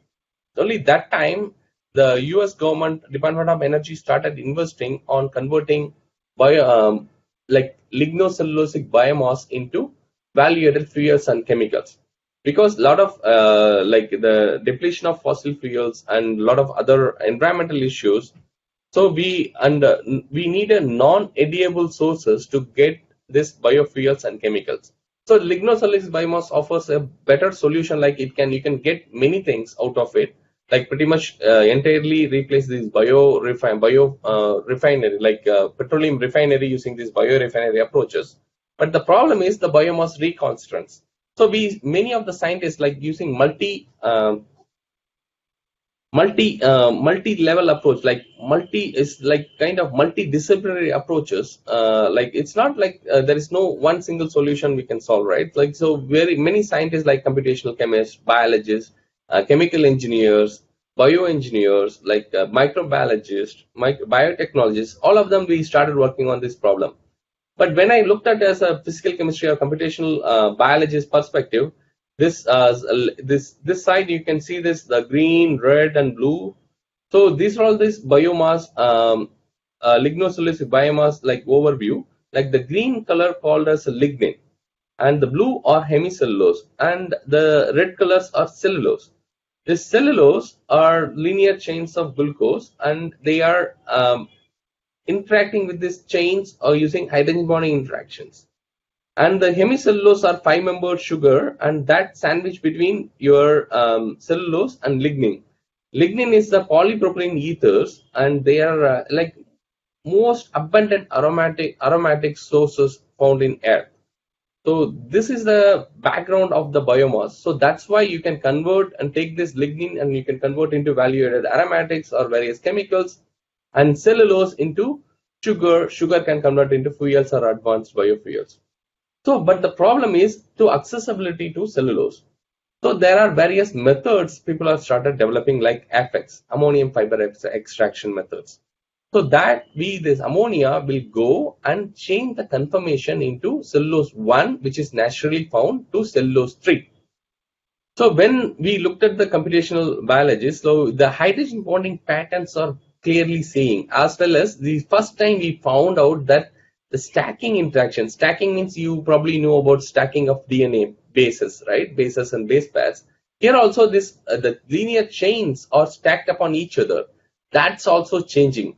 So that we quantified using computational approaches that provided the way for them to decide some new solvents, how we can easily break this, reduce these reconstituents of biomass that will enable this process to be more techno-economical and viable and economically feasible condition we can take into the other level. So with this work, we carried out a density functional theory based approaches, quantify the hydrogen bonding energy, because pretty much relevant to my PhD work. Because how I quantify the hydrogen bonding interaction, that's where we started doing it. That provided a new dimension to another domain of applications. So then second part is the lignin. Lignin, as I said, is the most abundant resource for various chemicals. You can get anything out of lignin except money because of this recalcitrance. You know, the various similar type of bonds are available, but lignin is very, very complex. Like when you see a lignin, if you see a plant, it has different type of composition. If you see the lignin, this graph over here by Alder, it shows like various different type of linkages present in plants of hardwood and softwoods. So these linkages make it very diverse, and also it's not to be uniform. Like if you have a sunlight in one side, that has a different type of composition, and if you have a sunlight on the other side, that has a different type of composition. So that's where it's make it very, very complex. But what we thought is, like, if you develop pyrolysis, probably you know what kind of temperature you will get particular type of product. That is possible, but still it's a kind of a process where it requires a lot of energy. So what we thought, like, we had to quantify how these bonds are getting break and getting a propensity, which bonds are more stronger, which bonds are more weaker. Then a couple of my colleagues which are working on the metabolic engineering group, they started doing a plant which has the easily cleavable bond that requires less energy intensive process to develop. So the computational approaches, we computed this bond energy of the particular linkages. If you see this, like ether bond is C double bond O bond, and carbon-carbon bond, like double bond carbon-carbon and single carbon-carbon linkages. What is the strength and how we can overcome this strength using different other kind of strategies. So this work paved a way to develop a new plant which has only particular type of linkages or particular type of content that enable this process into much better way. So coming back to my current organization, this institute is, as I said, is the only institute of toxicology in this country and few in the world, and we are working on various niche area of toxicology. And the computational predictive toxicology is the recent addition in this institute, and we are working on with across all the field, like system toxicology, environmental toxicology, nanotoxicology, food, drug, chemical toxicology, and regulator toxicology. We developed a new predictive methods which is used as a assessment to alternate to animal models that will used in regulatory toxicology. Food, drug, chemical toxicology, how this drug or food components or food additives playing a role in inducing certain type of diseases, or how to identify the risk assessment based on the properties. That database we have developed. And environmental toxicology and nanomaterial toxicology also we are working on, and probably I'll show you some couple of examples in my talk. And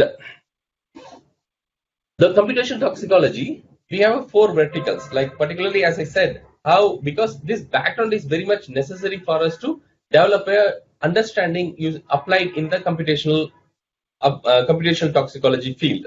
Like for that, we need to understand and predict the toxicology of the biological system and toxicological pathway using various computational approaches, as I said earlier. And we are also applying the chemoinformatics methods, like when you are using the computational biology or quantum chemistry or molecular dynamics simulations are time-consuming process. So we need a rapid predictive methods. Like currently the artificial intelligence, machine learning is also advancing this field. So we started using chemoinformatic approaches that will provide a platform for quickly screen that will be alternate models for toxicity prediction. And also we are developing a knowledge base for toxicology and using various databases development. And also we work with various industries like pharma industries and for providing various services like genotoxicity prediction of APIs and so on and so forth. So we call them as a non-testing methods because they are search and retrieval of existing data. This is kind of a workflow, like what computational methods we are doing. Like particularly if you know the particular molecule name, you can search and retrieve the existing data. So there are several databases are available, and you can, from this database, once you collect the data, that will give you an identification of whether they are having any particular toxic groups or like alert is there or not that involved in an activity. So that alert can be anything, like sometimes the alert can be a positive, sometimes alert can be negative. So it depends on what kind of problem you are looking at it. This is purely on computational toxicology perspective. If you have a particular structural alert, that will give you an indication to take further step, how to overcome the alert or how to take it the step forward to make precarious things to make a safer product by design. And the group of chemicals by read across approach. There is a methods called read across, like pretty much like QSAR approach. So if you select a particular molecule, you can find the analog and you can read across the entire region and you can find out the chemicals which are toxic or not. And also another method called development application of quantitative structure activity models. These are the methods particularly we are applying in our domain, computational toxicology, and that will having a lot of advantage of assessing toxicity of various chemicals, not only the already available, but also the new chemicals by design. So they are very, very low cost and high throughput process, and also provide a mechanistic understanding. As I said earlier, how these bonds are forming, how the bonds are breaking, what are the particular site or atom involved in it. So these are the mechanistic understanding you can develop using computational approaches. Sometimes you cannot get it from the other resources. And also if you identify particular molecules that are toxic or that are giving an alert, you can replace them or re-engineer them. Or right now repurposing is very, very, very hot topic, and people can work on like without compromising your desired aspect. If this how to change or replace this molecule or particular atom, so you will get a better molecules. And also this definitely you all agree, like it reduces in vitro or animal testing. If you see 100 molecules to screen, is very, very difficult, right? Like 1000 molecules maybe it requires a lot of time, a lot of money. But here, using the very knowledge on risk based, like very, very accurate, some kind of a domain knowledge you are generating using Insilico approaches, that will give you a handful of molecule to test with. So that's a key advantage of using computational methods. So why we are interested, I already told you, right? Like there are more than 80,000 chemicals available in National Toxicology Portal, but there are very, very few chemicals having all sort of toxicological endpoints even tested. But it's like all chemicals commercially in use is currently, this slide shows like 80,000 chemicals. But there are high production volume chemicals are 1 million pounds or more produced in every year, almost more than 3,000 chemicals. But this 43% of the chemicals does not having any toxicity data on basic toxicity. So these computational approaches give you a better way of enabling to fill the gap in challenges in the current, considering the current scenarios. As I already covered it up, that it requires like 350 long, only having 350 long term and 70 short term tests in National Toxicology Portal, and average amount spent for the testing of the toxicity is around 2 to 4 million over 3 years. For testing almost whatever the reported as on date available, it requires this many billions and this many years.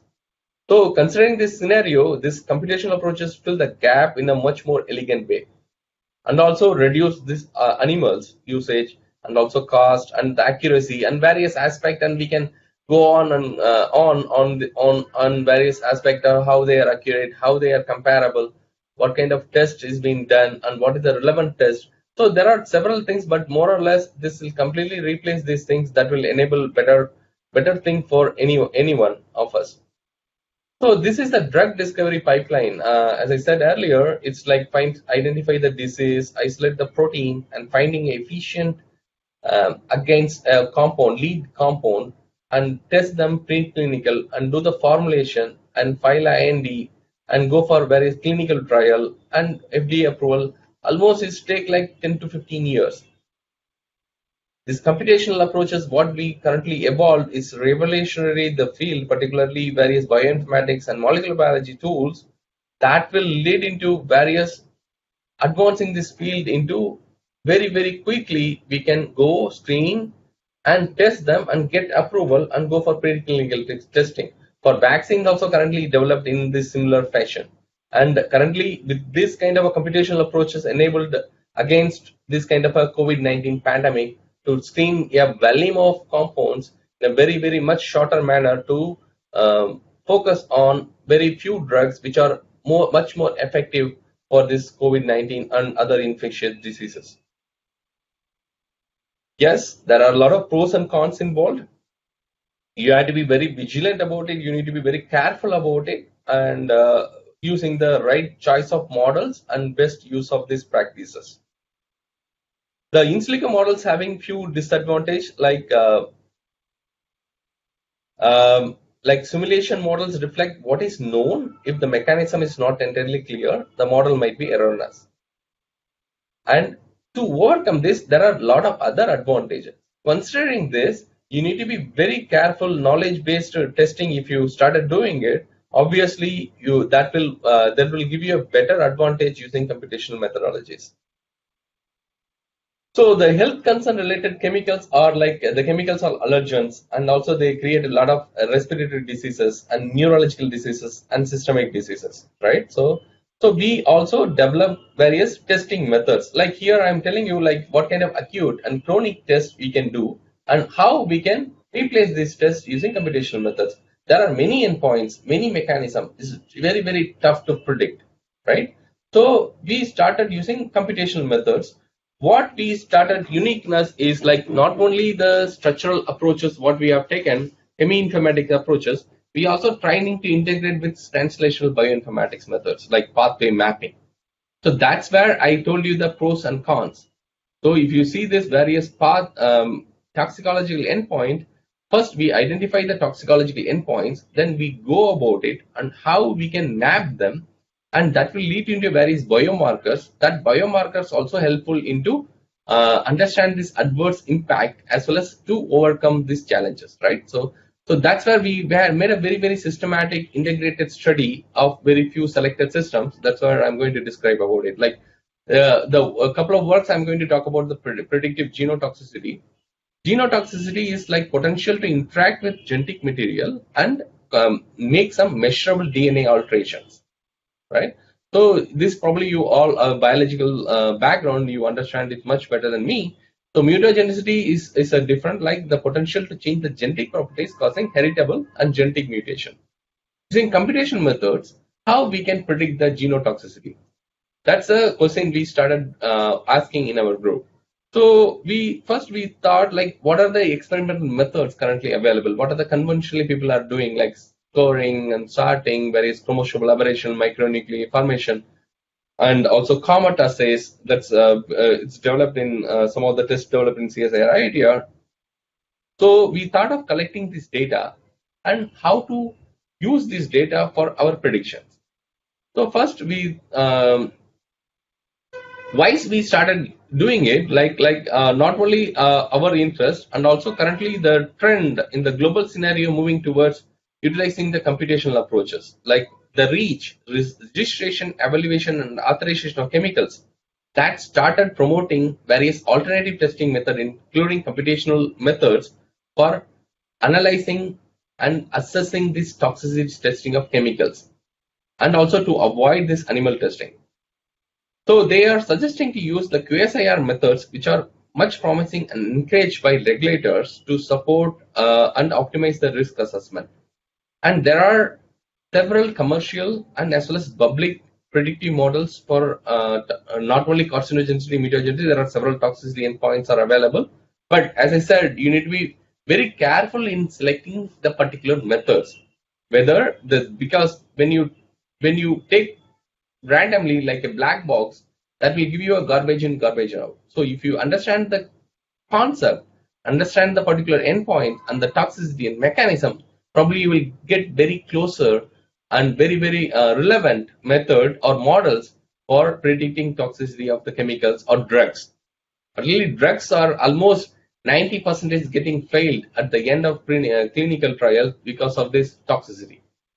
So if you much careful about it and doing it at your first step, probably you will get a better drug at the end of the day.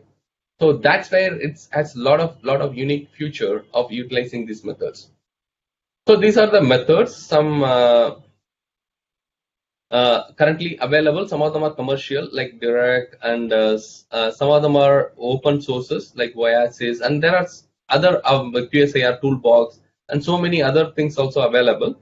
So you can utilize these methods for testing yourself at your home or anywhere in your colleges, or faculty members also encourage to utilize these tools to teach, so that where they will aware at the college level and they can come and do much prolific research when they are coming into your R&D as when they are taking as a career. So as I said, like the structural alert. So these some of the tools will give you a structural alert. So the structural alert for particular relevant to genotoxicity impurities are like this halides, mustards, sulfonated esters, aldehyde, epoxides, and so on and so forth. So if the molecule having the particular group, if you screening like kind of 1,000 molecules or 10,000 million molecules, that will give you the group of substances which have this particular group, and go and match with that, and that will give you, okay, your selected molecules having this group that already tested, some of them are toxicological data available that reflects they are toxic. So you have to be very careful in selecting these molecules for your drug design purpose.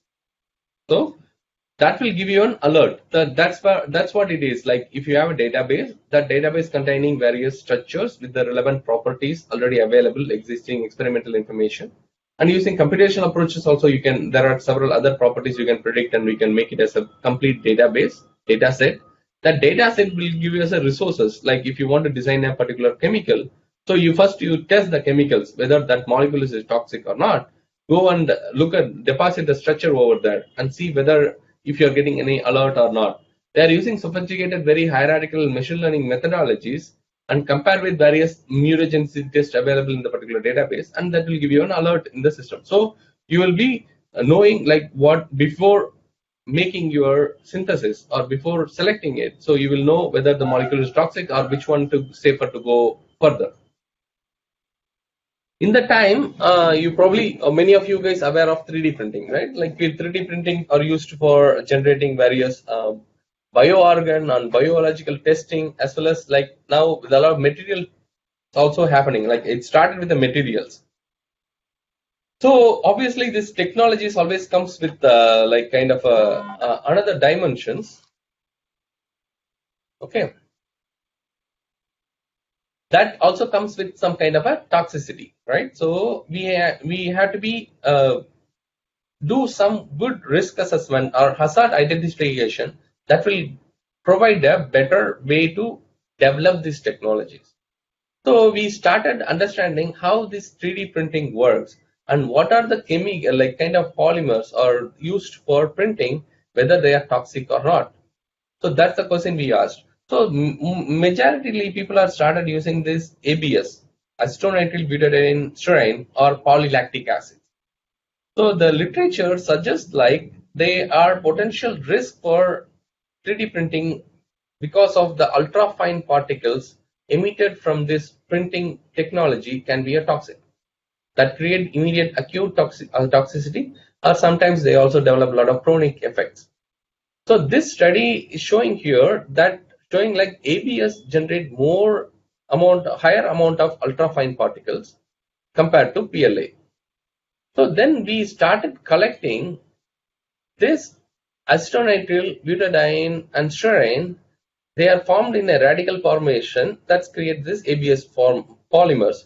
When it's degrading, it's also forming a various small particles. So we thought of collecting what are the emitted component, and we started doing a systematic analysis. First, you collect them and predict the toxicity and predict the Adme properties. At least I think I heard about some blood-brain barrier and all those things. Probably he must be covered our absorption, distribution, metabolism, and excretion, and as well as toxicology aspects. So once you know this, how to connect with the biological system, how it's going to predict. So here we combine this biological pathway analysis with the cheminformatics approaches. So there are almost 41 compounds we identified from emitted from ABS that cause this is a kind of a knowledge-based prediction and expert-based prediction. We used our direct and Sara nexus-based approaches. So that will compare with your molecules whether they are toxic or not with relevant to few endpoints. They have several endpoints available like rat oral toxicity prediction. This is completely informatics approaches like rat inhalation LC50 approaches and predicting carcinogen potential of various mouse models and rat models from national toxicological portals. If you go and search, this is the advantage. Like within the quickly, you can see whether the molecule are toxic or not based on this experimental approaches already carried out. So that will reflect like the molecules of 27 or 9 or 4 or 5, they are found to be a carcinogen. And rat oral toxicity suggests like they are 49% highly toxic and 51 are extremely toxic. So this gives some good alert, and our expert-based domain also suggests like it can hit like various endpoints like thyroid toxicity, mitochondrial nephro, and teratogenicity, chromosomal damage, and hepatotoxicity. So this predicted various range, like this can be probable or pulsable or equivocal. So how it can be either pulsable or like toxic or non-toxic, or probable candidate for toxic or pulsable candidate for toxic. So that way you can group them whether what are the chemicals or become in the particular toxicity range. And ADMET, you know this from where like there are very few types of exposures we are getting for anything like oral or dermal or inhalation. So this is more like where whatever you do, it's absorbed, distributed, and metabolized and excreted.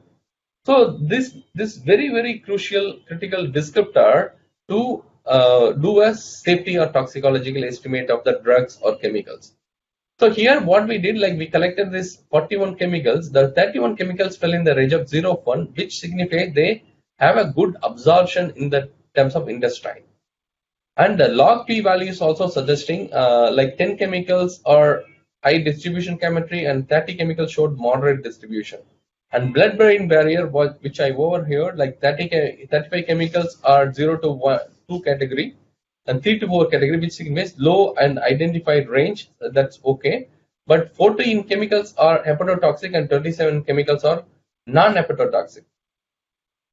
So this way, so we identified some of the group them, whether this makes sense or not, because this is completely informatics approaches. So we identified the pathways which it's go and interact and inducing this toxicity endpoint and how they are impacting this overexpression test, or what are the enzymes it's go and interact and doing these abnormalities or normalities are impacting the system.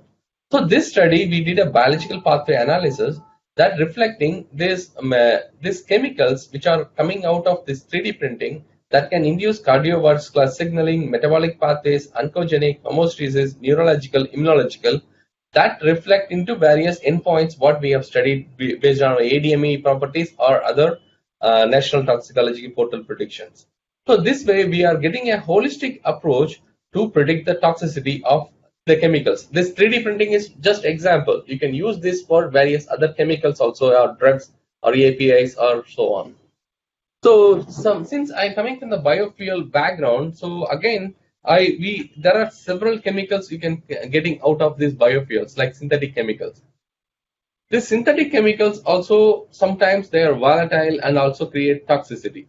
So that's where we came into the picture, like how to classify them or identify them whether they are toxic or not. Here also we adapted a similar statistical rule model as well as expert rule-based approach.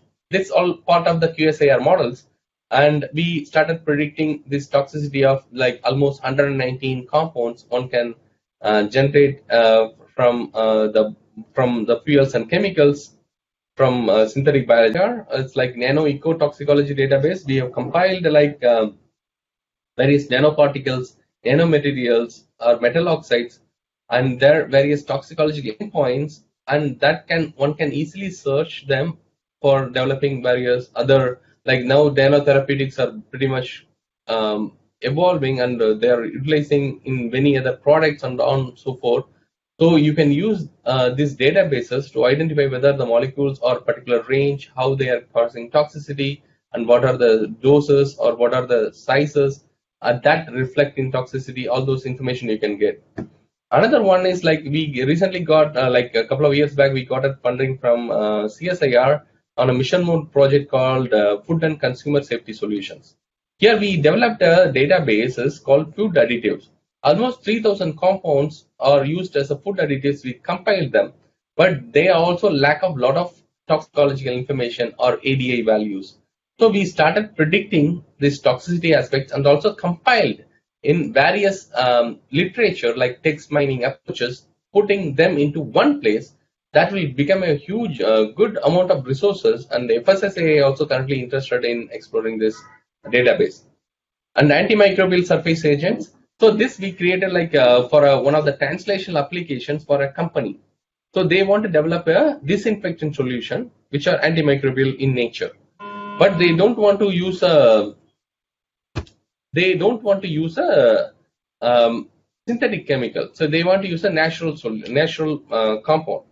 So we searched pretty much similar compounds which are antimicrobial in nature, that and also we combined with some of the safe chemicals that can work as a better microbial agent. Actually, that currently this is very well relevant for us for particularly COVID-19 relevant disinfectant solution development. And we currently working with few companies on developing this, and they are already in the market. And another one is polyphenol toxicity. Probably you know about all the naturals. We contain natural things, what we are consuming, it contains polyphenols. So the polyphenols, some of them are also here within certain range, it's also become toxic. So we compile like almost 525 dietary polyphenols and their toxicity, and we created a database that is also very, very useful resources. So some of them are like in couple of weeks it will be available. You can check it in our website. And this is the work I already talked about. We also developed a Geno QSAR model for safety prevention specialty chemical. So here I think I missed out this slide, particularly when I was talking about the careful selection of methods. That's where we started doing this work. Actually, this work is one of the basic work what we initially did. Like we collected the known carcinogen or mutagen from a database, and we evaluated various methods currently commercially available, and also some of them developed in-house and some of them developed commercial sources, and performed their map how they can predict their toxicity at how accurate, sensitivity, selectivity, how accurately they can predict. Based on that, we picked the particular method. Then we started predicting for these specialty chemicals, and also we grouped them into a training set and test set, in which our training sets are completely very much agreeable with the experimental data whichever it's available. So we selected for want to develop this model, we selected the best model using a kind of approach where we benchmark, and that will lead to a highly sophisticated, more machine learning predicting toxicity. And there is another work we published in British Journal of Pharmacology. Like we developed a NGTA analogs, which is a kind of a anti-cholesterol drug. So using our computational approaches, these are the few chapters. And as I said, like the AMR project, which is an Indo-German project currently we are working on. And we also have a high performance computing facility at computational toxicology facility, and a couple of projects we are working currently on pan-2G ethanol and environment related and water related disinfection technologies. And we do some skill development programs at our institute, and not only the computational biology, also various other environmental chemistry, analytical chemistry, and other biochemical technologies also we are doing it. And this is some few snapshots. Sorry, I'll skip this of inauguration of our computation toxicology facility. And we have a center called Center for Excellence for Nanotoxicology, and food FSSAI approved food reference lab. And CRTDH is another environmental intervention center we created in support of DSIR. We are providing solution to MSMEs on various aspects of reducing pollution. Environmental pollution and monitoring pollution load in the system. And this one of the unique thing, we recently got funded from the BIRAC BioNest.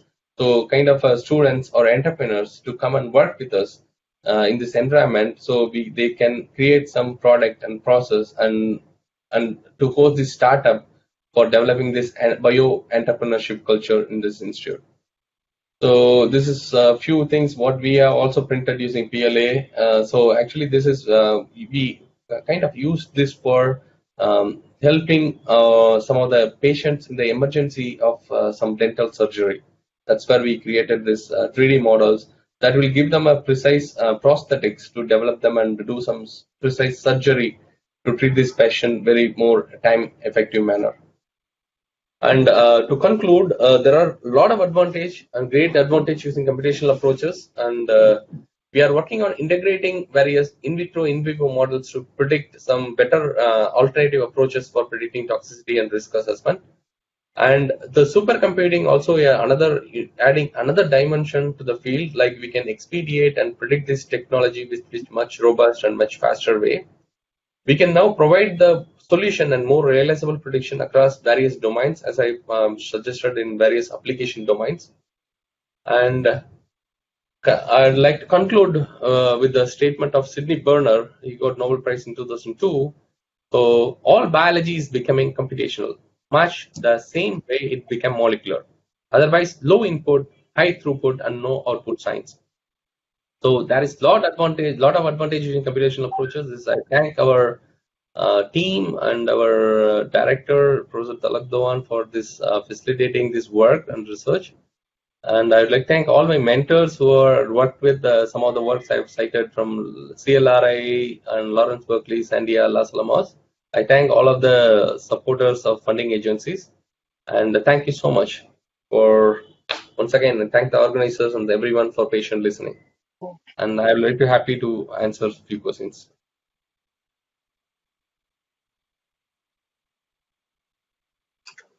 Thank you, sir. If any, can we take the questions, Choure sir? Oh, yeah. Yeah, Adme, may I request, please conduct the Q&A session. Thank you so much, sir. Thank you, Parth, sir. This was a very highly informative session, and I think that our attendees had learned so many things, deep, informative things in the field of computational biology and toxicology. So the first of the question from the audience is, sir, can you please explain nanobio simulations? Sorry, I missed this slide. Actually, that it's also there because due to the time limit. So what we started, like as I said, like cheminformatics approaches, you can develop the nanoparticle properties prediction. So once you predict the properties, that is kind of a one kind of a study, one group of study. When we looked at it, the perspective, like if you take a carbon nanotube or fullerene, how it go and interact with the biomolecular substances like acetylcholinesterase, or how it's go and interact with DNA, how it's go interact with membrane.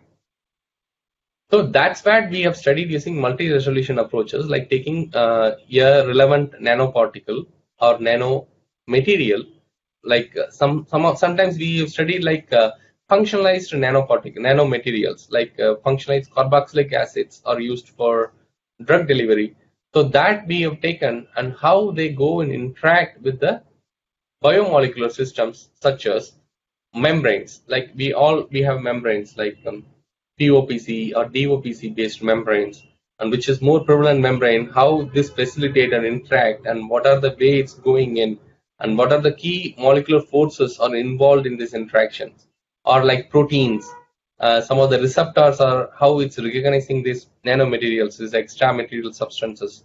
What are the like other immunological components are coming and interacting with these molecules, and finally how it's go and interact with the DNA if it's feasible to that range. So these are the studies you can use for understanding this nanobiomolecular interactions. That's what I mentioned. I haven't shown that slide. Right. So Thank you that is so much, very, sir. very important. Yeah. Yeah. Dr. Parth, Thank you so I much. have one question. Actually, Dr. Hello. Actually, I know that simulation is not possible at a computer, at our laptop, or at that one. So huge facility is required. And IIT Delhi, they were providing this facility previously for computational analysis or simulation technique. So any Yes. facility that's on our institutions, they are providing for the students or the researchers can upload their molecules for simulation or their project for simulation type projects on the server. Supercomputing facility, which is at IIT Delhi, is there, and I think your institute is also having, and Yeah. CCMB, sorry, this one, CDAC Pune. Yeah, some of the we have a 4PI, that institute. They are providing the access to everyone. So we don't have that much right now, but in future, once we have established right amount, in couple of years, we are going to give its open access to everyone. But currently, we are all our institute. They are using our facility. So that is a very good option right now. Actually, what you need like MD simulation or other mesoscale simulation. Probably you need a huge computational power. Right now, the cloud computing also is possible. Right now, Amazon also come up with the cloud computing for after this pandemic that created a lot of new things in front of us.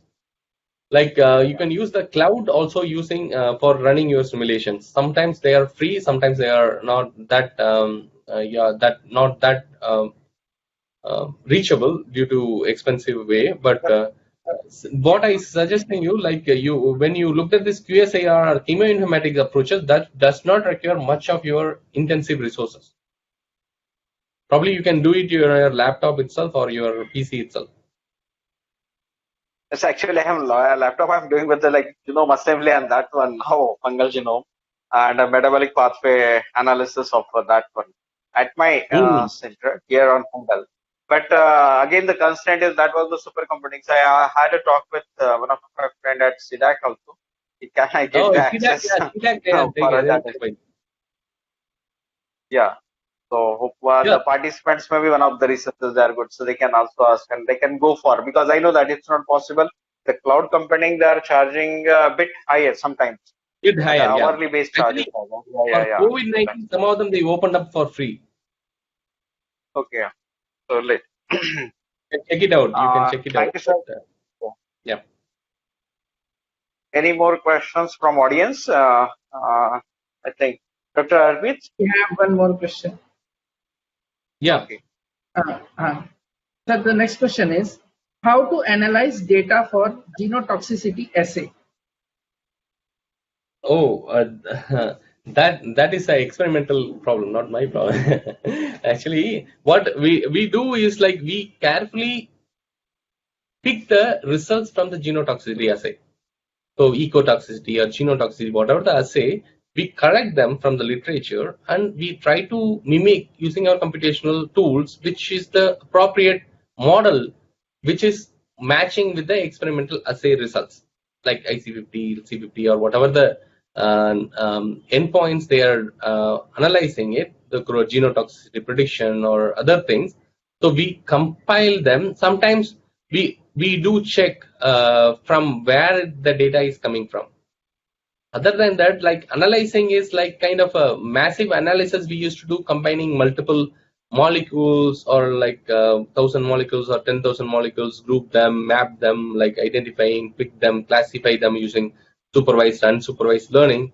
But we won't do analysis of their experimental thing, how they come up with that results. We only pick the results, and sometimes we do check off their methods and their credentials of the methods and validation protocols.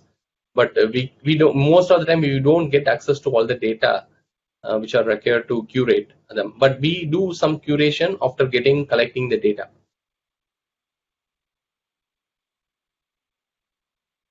Thank you so much, sir. We wish you all the best that the scientists like you are leading India with computational biology and these types of studies. So thank you so much. This is all from the question answer session. Over to you, Kishore, sir.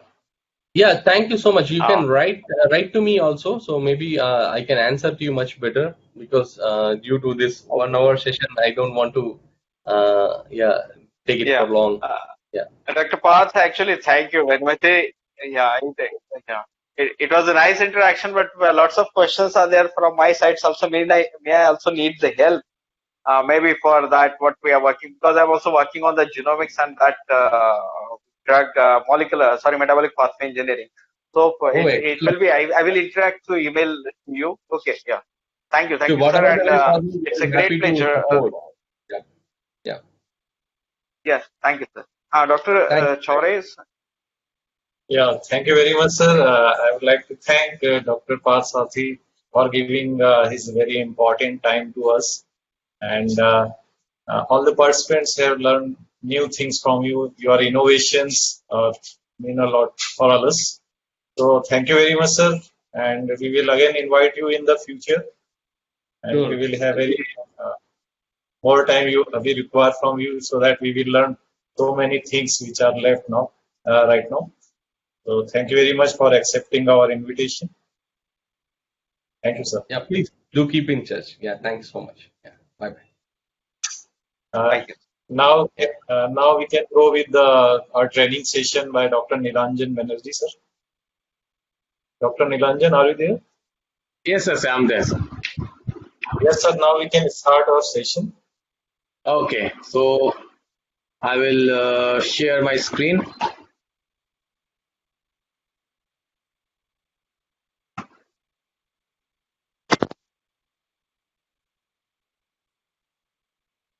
Okay, so before moving out, that was an excellent session from Partho sir. I think you have all learned how to apply these things that we are studying, the molecular dynamics, the simulations and all, how to interpret them and how to actually analyze the data and how to apply them. So actually these are all application based science. So the more you apply, the more you get to know the use of this particular system.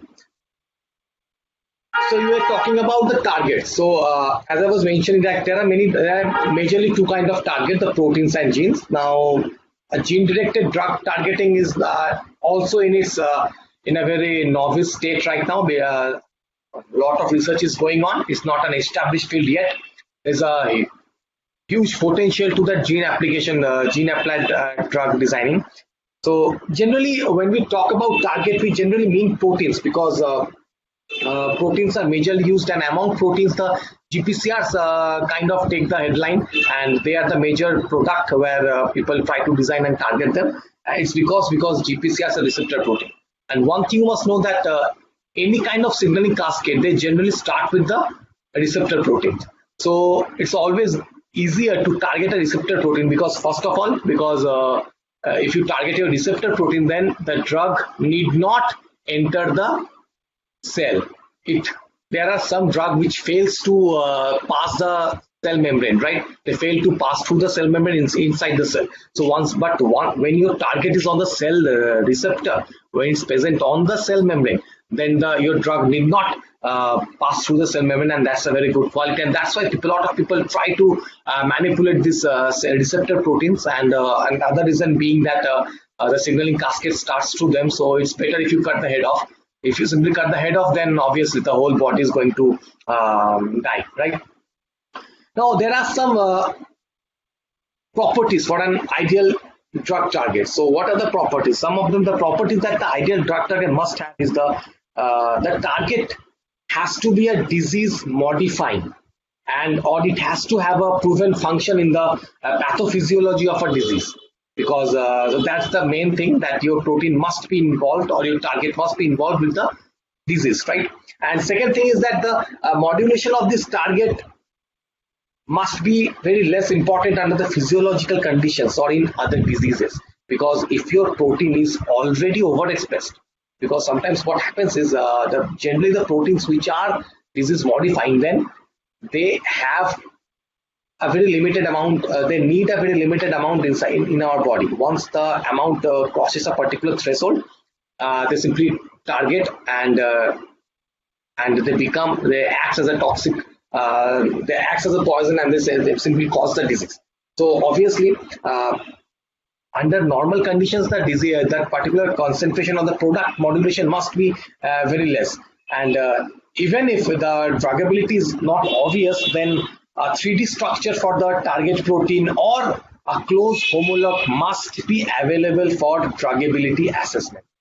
Because until and unless you do the druggability assessment, until and unless you have a structure of your protein ready, a high resoluted structure of your protein, then it's really impossible to target that particular protein. Because you know that once you have that particular target, because if you can't see a target, then it's really impossible for you to hit that target. Right? Because if you are a cricketer, then you must see the ball properly. Otherwise, you cannot hit the ball with your bat, right? You cannot make that proper contact. And that's why to make to qualify as a target, the particular structure must be available in the RCSP PTP websites. The RCSP PTP website is actually a website. I'm going to talk about that particular database tomorrow. That particular website is a website that houses all the various kinds, all the solved structure of any protein or any biomolecules, be it RNA, be it DNA, be it proteins, anything. The solved structure. The solved structure means either the extracrystallographic structure, the cryo-EM structure, or the NMR spectroscopic structure. And but sometimes it happens that the predicting or calculating the structures is really tough. And that's why some of the proteins, they lack that particular structure. And for that, you have to do the homology modeling, right? You have to do the structure prediction. You have to develop the structure. Now, there are generally two methods of structuring. That's Ab initio modeling and the homology modeling. And also there is protein threading also. We're going to take a look at all those tomorrow. We're going to know what to do when you don't have that particular structure available with us. Now, this structure that you have, or the target that you have, it must also have a very favorable assayability, because that enables high throughput screening. Because until and unless you have those target, you cannot do the high throughput screening, and you cannot have your structure ready. All right, and these are the few characteristics that a target must have before you can select that particular target and proceed with your experiments. Now, generally, as I mentioned, that there are two ways to identify a target. The one is the reverse pharmacology, and another is the forward pharmacology. So, in one thing, what you have your particular structure ready with you, right? You have your particular structure ready with you, and you then you design a drug that is complementary to the structure, to your target structure. And in the other case, what you have to do you have a ligand. And you have the ligand, and you don't know what's the target of your ligand. Then you have to do a target screening. Then in this case, you have to do a target screening. Then you have to find out the target which can simply fit, or which has the complementary shape to your ligand. the ligand which can bind with very high affinity to your particular target, right? So these are the two very different methods of that. In one case, we have the functional activity of the particular thing, we have the lead compound, and you simply do target identification. In the other case, you have the promising target. You simply screen for compounds that interact with your particular target, and you get the target. Then you get the drug, and you can simply work on. Now, so this retrospective identification of this molecular target that underlie this observed phenotypic responses are generally true, and it is called as the target deconvolution. And this particular thing is really important for elucidating any biological mechanisms of disease, and they will also greatly aid the rational drug design and also enable efficient structure activity relationship studies. Because if you don't have obviously, you have to do the structure, the QSAR. Yes, I think you have heard about the term that QSAR, right? And that's a very important thing, because once you have the basic goal is, as the Partho sir has already discussed, that once you have a structure that is that to other structure, they might have the same function. But of course, you must do other assays. You must do many assays. You must validate that they have the particular function, and then you can go through your experiments, right? Now, the final aim of this target deconvolution is not only the identification of biological targets that directly interact with the small molecule, but also to demonstrate that the target's modulation is actually associated with functional effects and that are really detectable in the phenotypic assays, right? And this authenticity of these targets can be confirmed by various functional studies that might employ a variety of methods, such as RNA interference or protein overexpression, like this. And now, since this phenotype-based drug discovery has regained the momentum, this target deconvolution has become an important aspect in this current drug discovery. So these are actually the tools with which you can do the validation and drug target identification. For example, you have to do, so for example, suppose you have a protein. Now you know that you must replace the function of that particular protein, right, to overcome that particular disease. Now, before giving the drug, how can you check that whether the particular protein is really associated with that particular disease? You can simply use, just wait a minute, you can simply suppress that particular gene. If you can suppress that particular gene, there are various methods to suppress the activity of a particular gene. And you know that once you suppress that particular gene, obviously the expression of that particular protein is altered, and as a result, you get to see the phenotypic. What's the phenotype of that? What's the result for that gene suppression? And once you get the desired result, that yes, the disease is modifying, you can modify that particular disease. You can really go for that drug discovery through that avenue. You can use that particular drug and to suppress the activity of the particular protein, because you know that suppressing the activity of protein will simply to overcome that particular disease, right? So for this, there are actually variety of methods. For example, you can use the data mining using the bioinformatics, because and bioinformatics is actually used for identifying and finding out any disease targets, because a lot of papers are there, and you have to find out the papers, you have to read the papers, and you have to find out the particular target. And once you have those target, what you can do, you can simply do the functional screening, like you can knock out that particular target, you can knock out that particular gene, and if you simply knock out that particular gene, obviously you know that expression of that protein will falter. And once the expression of that particular protein falters, then of course you can see whether it is whether the disease is getting modified or not, whether you are getting cured or not. If you're not getting cured, that means that particular protein has no effect, or it is not present, and it has no activity for that particular disease, to create that particular disease, right? So you know that you have chosen a wrong target. So these are the few exercises that you need to do beforehand, before you move on to the actual experiments with your drug, because these are going to save you a lot of time.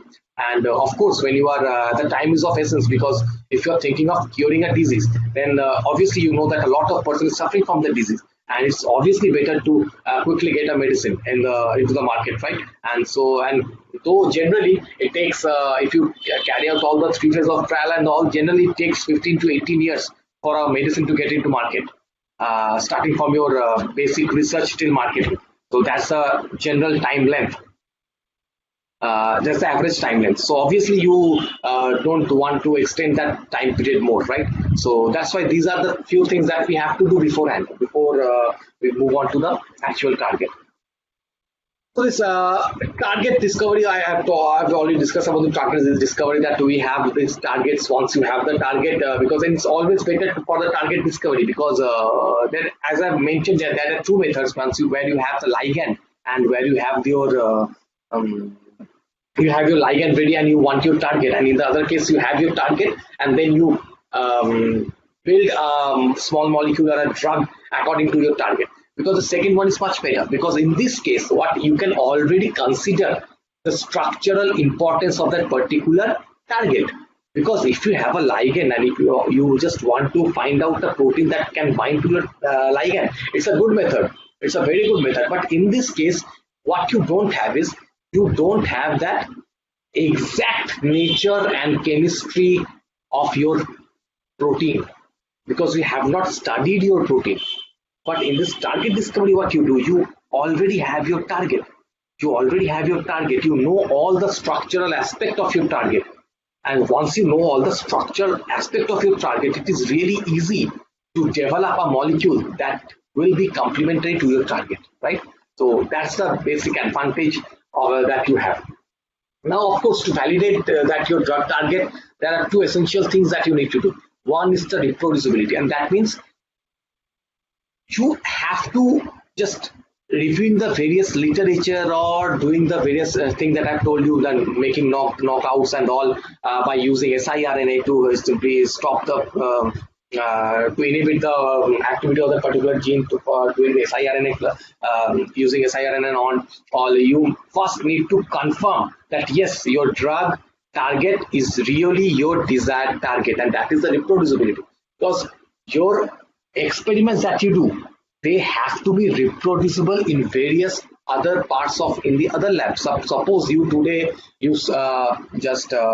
published a paper saying that this particular drug can be targeted, this particular target can be this is particular protein can be targeted by this drug, and we have done this and blah blah blah. But if your experiments can be, if some other technicians or if other scientists or other researchers, they fail to reproduce the same method into their own laboratory, then that particular thing is useless. They are not going to say that yes, you are not working, because your work needs to be reproduced. Your work needs to be other people should also happen to do your work, right? And that's the reproducibility. And also you need to introduce variations in the ligand target environment, because you know that generally when we talk about, suppose we are talking about cancer.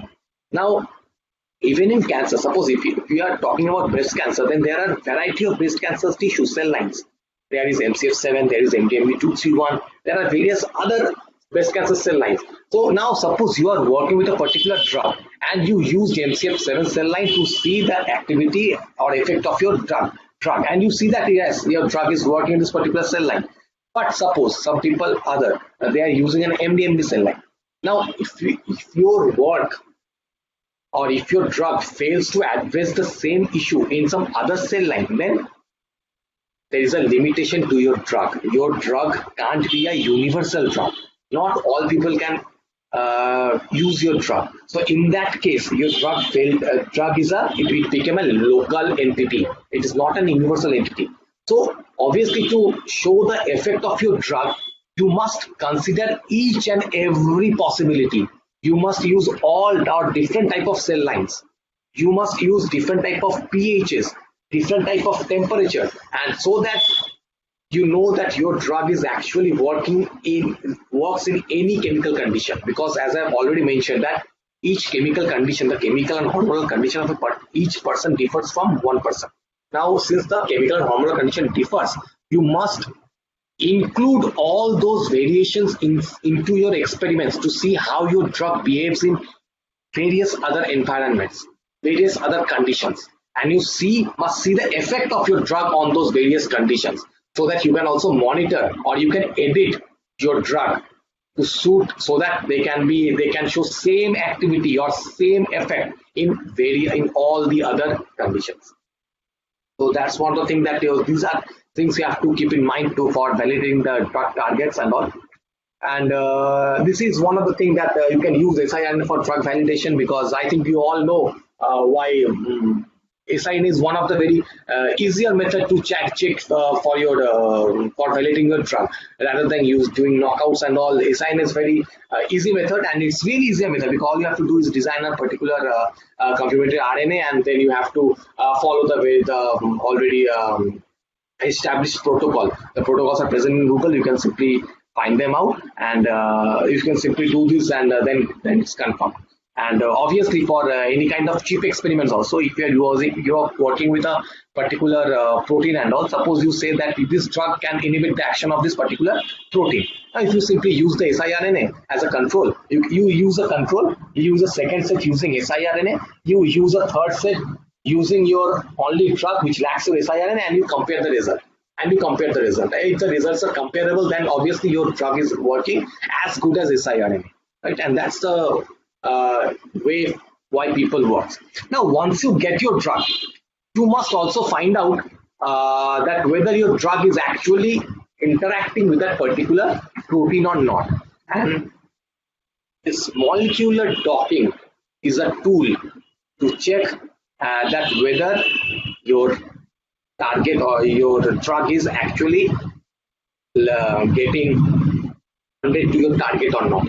Now, once you have your target, now getting bonded to the target has various meanings. Your drug might have high affinity to your target, it might have medium affinity to your target, it might have very low affinity to your target.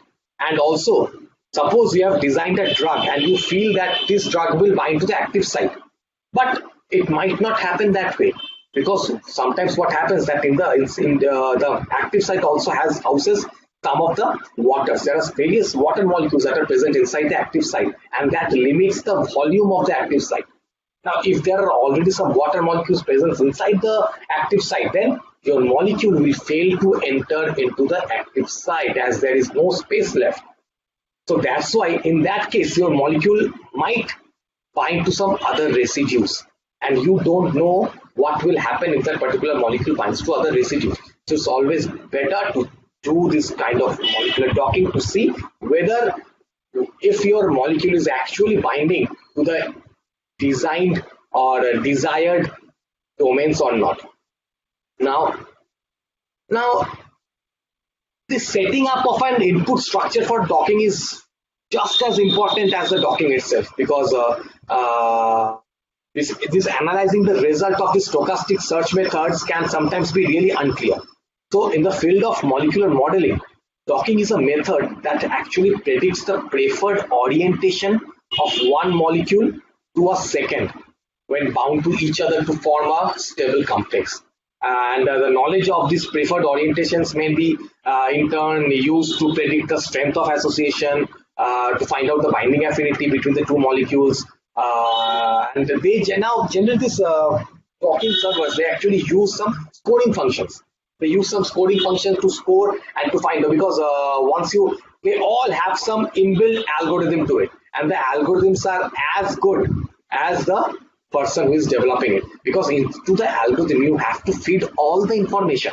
Because how can a computer predict if your molecule is binding to that particular protein or not? Because the system that you are using, the algorithm that you're using, that algorithm houses all the information that is required for your protein, for your drug to bind to your protein or not. It has all the information about hydrogen bonding. It has all the information about hydrophobic interactions. It has all the information about all the interactions.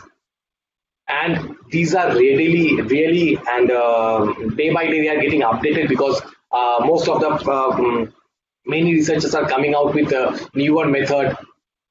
They're coming with newer equations that define that particular interaction in a much stringent manner. And as you put up these equations inside the algorithm gets better and better, right?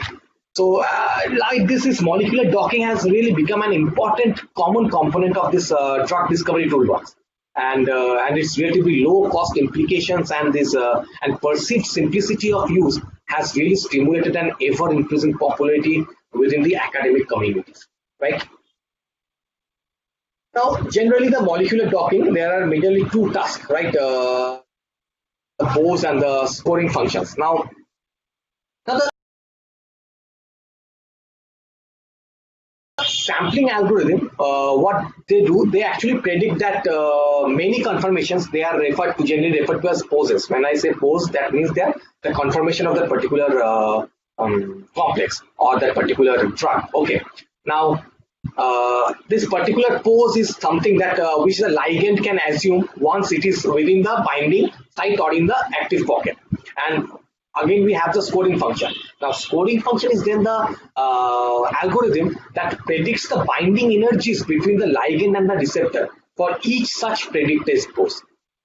Now, obviously, there is an inherent garbage in, garbage out defect of molecular docking is present, and that, however, leads to a lot of researchers to dedicate countless hours to the identification of hit compounds that later proves to be inactive. Now, several considerations are there that can greatly improve the success and enrichment of this true bioactive hit compounds, and these are really commonly overlooked at the initial stage of a molecular docking study.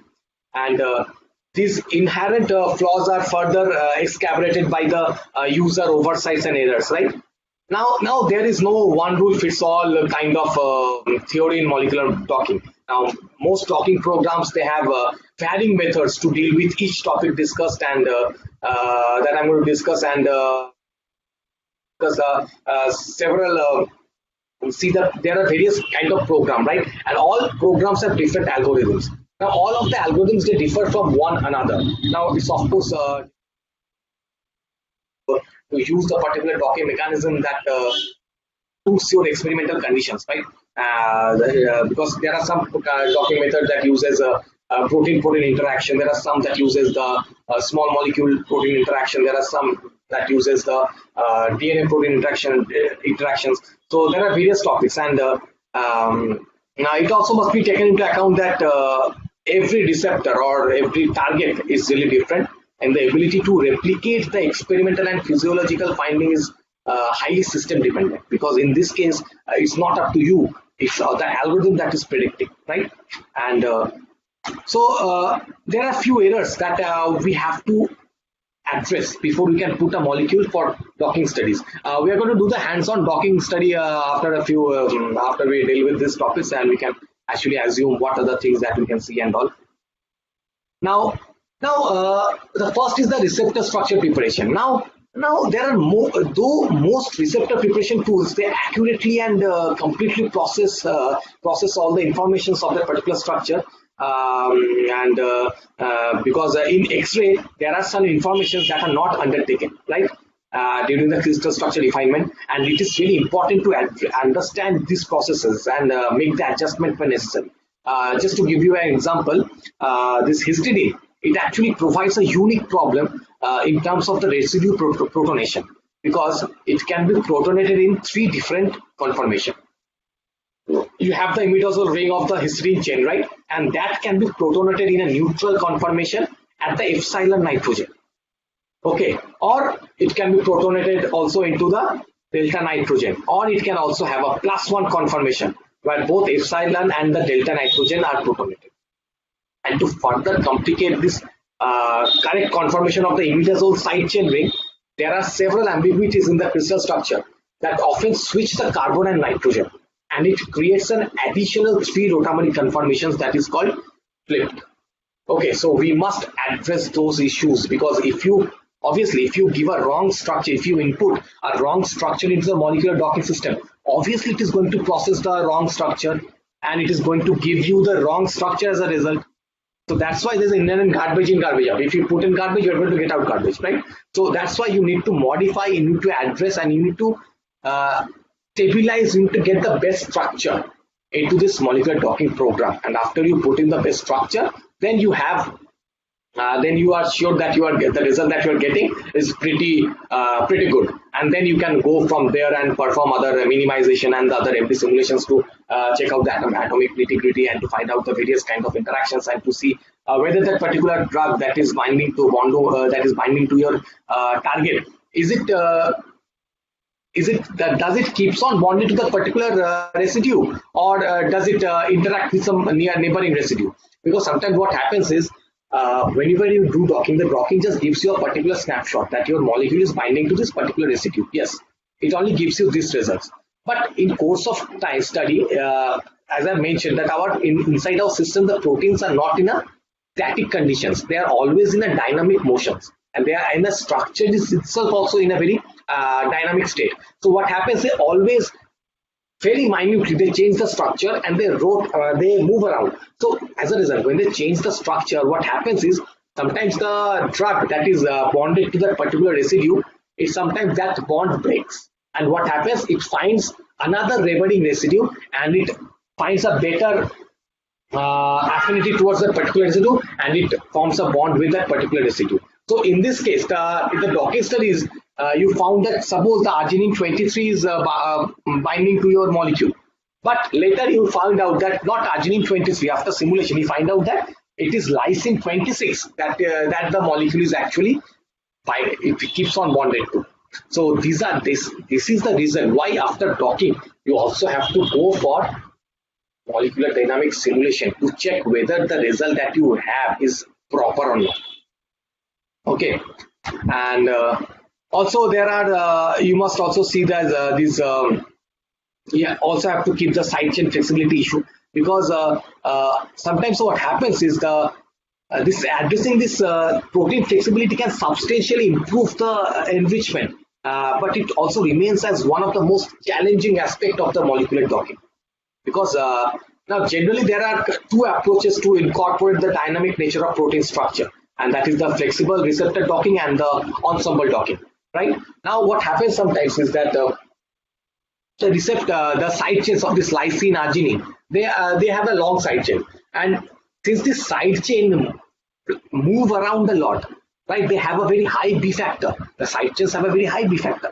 So whenever these side chains move around a lot, sometimes what happens is inside you have the active pocket, right? Sometimes what happens, the side chain of the lysine might move inside the active site. If lysine and arginine are present inside the active site, then their side chain might be present, might move into the active site, and as a result, the active site volume gets diminished. Right. So this is the reason you also have to keep in mind that in which target you are, what are the amino acids that your molecule is bonding to, and if your molecule is also bonding to the amino side chains. Since the side chains have high B factor, it's really possible for the side chain to break up the bond. So it's always better to have your drug bonded to the skeleton structure, not to the side chain but to the skeleton. So these are the few things that you have to keep in mind, and also you have this MMPBSA and MMGBSA, because there are various elements of binding free energy, and those include the long range electrostatic, the desolvation upon binding, the entropic contributions, and they are really poorly defined in some conventional scoring functions that are utilized in this molecular docking method. And but there are two methods that have come that have been that have been researched and discovered, and that is the molecular mechanics Poisson-Boltzmann surface area, and also there is MMGBSA. And these are the things that actually make the scoring function much more accurate. They make the scoring much more accurate. They take into account the thermodynamic of your interaction. And we know that majorly the interactions are governed by the thermodynamics, because if the drug and the protein that you have, if they don't have a very negative delta G value, then it's really impossible for them to spontaneous interactions, right? So that's why, but there are some area this MMPBSA and GBSA, they simply calculate this interactions very properly, and they give you a much better result, so that you know what to predict and how to analyze this data. And also one thing that you have to keep in mind, that you have to have this. You have to also keep in mind the select the important active site water molecules. Now, these active site water molecules are really the key determinants in the ligand receptor binding. And because not only can they mediate the hydrogen bonding between the ligand and the receptor, but their contributions to the entropic and enthalpic changes are also highly significant.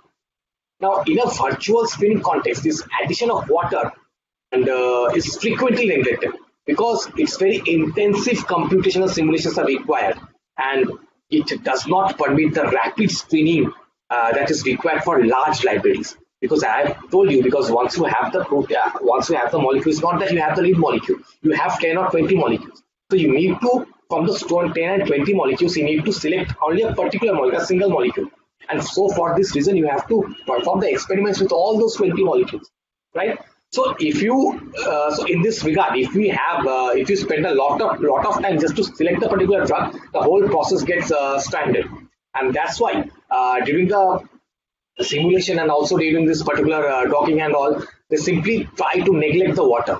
But that's a very wrong issue, because as I've told you, the water molecules sometimes they mediate the hydrogen bonding, and they sometimes help to keep the drug in position, right? So that's why there are few methods and modules that have in one case, the Schrodinger is one of the software company. They have come up with a module, and it is they have this particular module through which you can select the active water molecule, the important active water molecule, the water molecules that are actually what should I say, they're actually presenting some benefit to your to the complex, for your drug.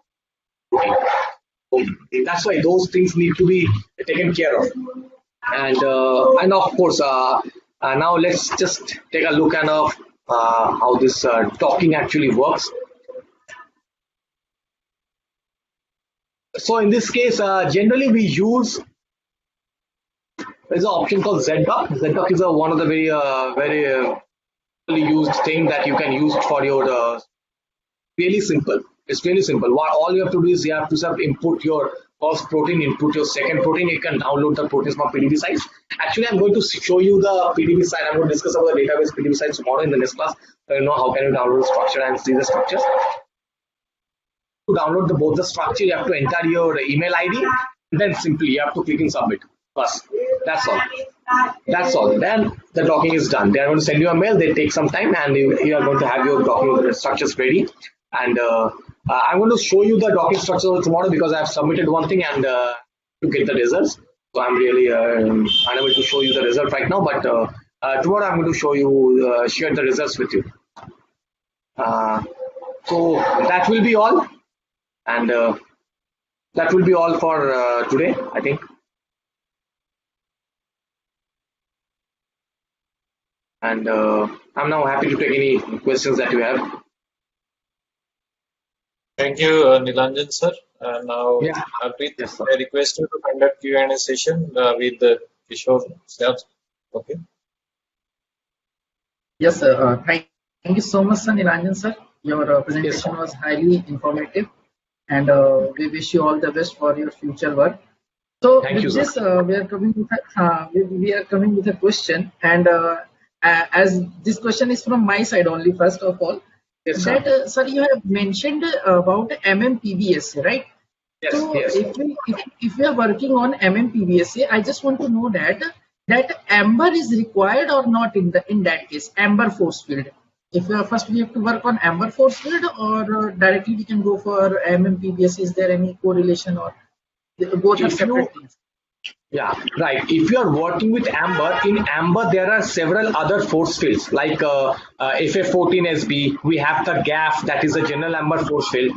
So this, when you are using that, generally we use amber for molecular dynamic simulations.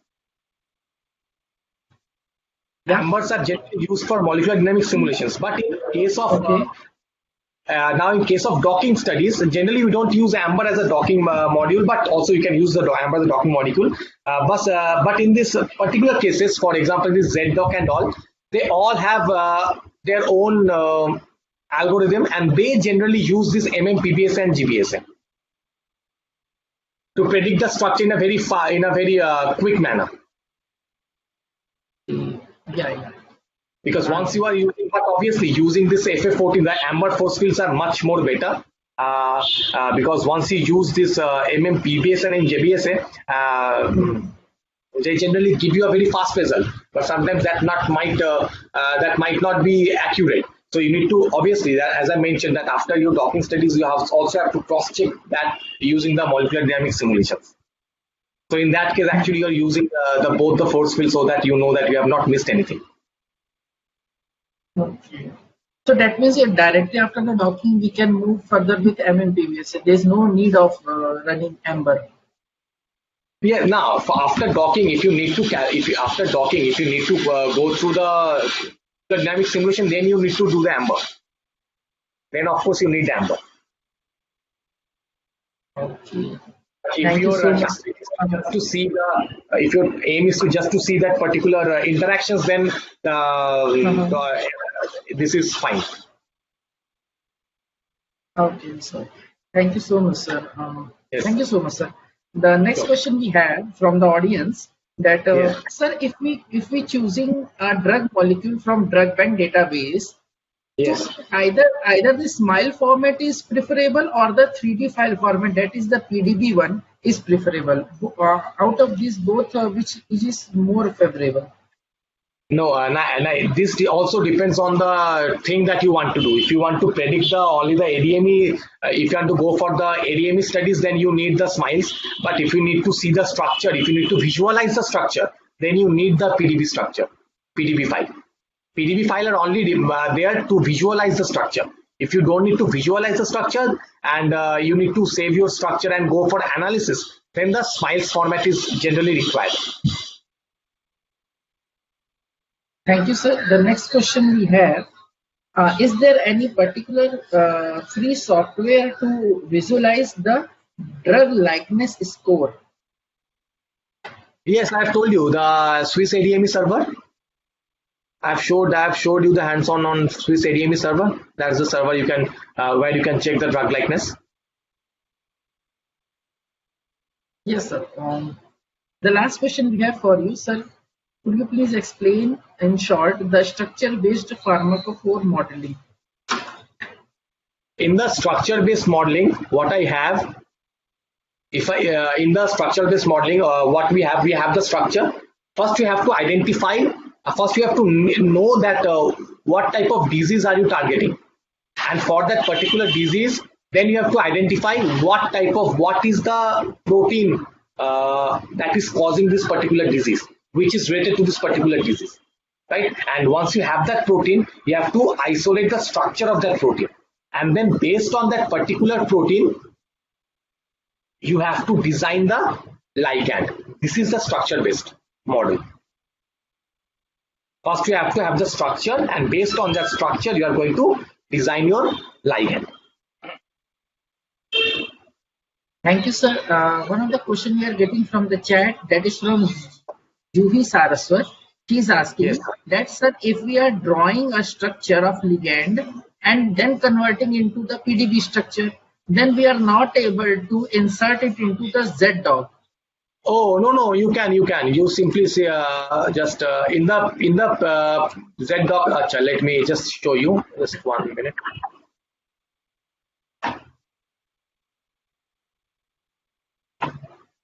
Okay, in this PDB file, you don't have to have the PDB ID. Simply click the PDB file and you have to choose the file from your computer. Click on choose the file from your computer and select the file where you have your computer. And that's all. Okay, simply shift that pointer from PDB ID to PDB file, and then you can choose the file from your computer. And that's all.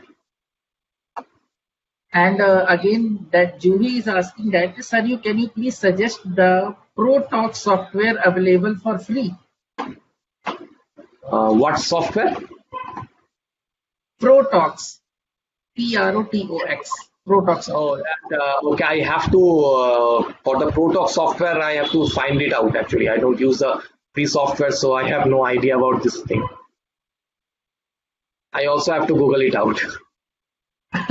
Okay, sir. Thank you so much, sir. This is all from the QA sessions. Over to you, Choure, sir.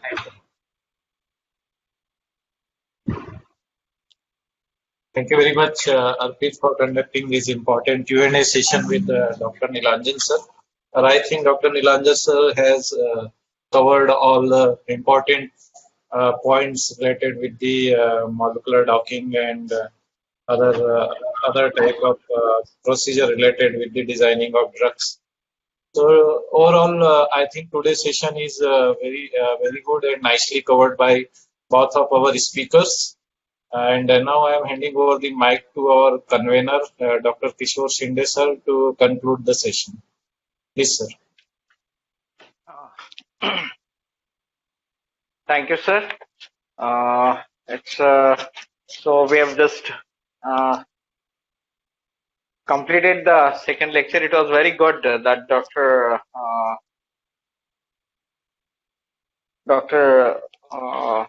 Lanjan has very efficiently handled the covered maximum topics today.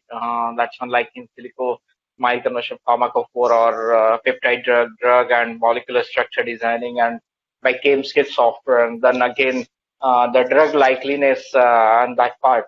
So in first lecture, actually it was a bit shifting of some lectures today due to the busy schedule of Dr. Parth Sarthi. But anyhow, so that was also a nice lecture we had today, in the meantime, and that was also Nilanjan sir's greatness. He has shifted his lecture. But, so in the morning, first session, Parth Sarthi sir lecture, we just heard about the computational approaches in various fields. How that's this part, the computational techniques for molecular modeling or molecular simulation, greatly upcoming areas, and that's important in computational approaches in various areas. He has covered around 19 to 18 to 19 areas are there, whether it's a toxicology, whether it's a drug designing or waste cleanup also, or even the atmospheric climate condition checking in that area. Then also he has just covered like probing the safety or hemicellulars and that one, the importance of lignin, which was his main work. Then probing the safety of biofuels, which was the area. Then his contribution towards society also, that's as a part developing the databases. That's the nano eco toxicology databases, develop food additives, antimicrobial surfactant, and the then prediction of the polyphenol toxicity prediction. So that's also one of the his contribution to the society stages. That was a great sharing of his knowledge and as well as his expertise in that. And then the concept of the explaining the concept of QSAR, which is now the QSAR or genomics or genome-based QSR model explanation. Yes. And then we have a second lecture, that's Dr. Nilanjan Banerjee.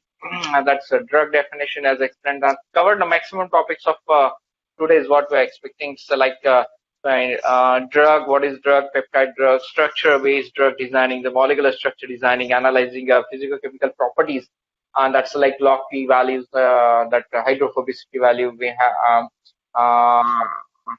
That's which is important in druggability, and many other physicochemical properties that can be predicted.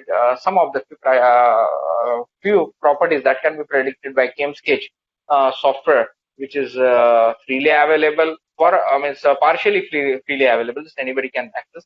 Then some of the drug data sources, drug bank is there, and many other resources like that. Even PubChem is also there. So that he has done QSR. Then what are the other like ZDoc has like molecular study interactions. He has focused on the ZDoc softwares besides the other softwares. So it was a great. So today that is the part covered efficiently by these both these speakers today. So I conclude this session, today's session here, and tomorrow again we have a session at 11 o'clock. Hello. So, yes, sir. So Yes, sir. tomorrow we will have two sessions. Two sessions are there, no, tomorrow? Tomorrow to So again, hello.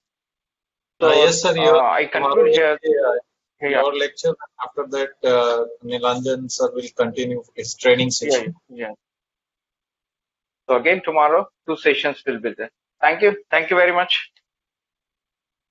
And I must thank you to our convener, sir, Dr. Kishore Shinde, for giving his very important time to us.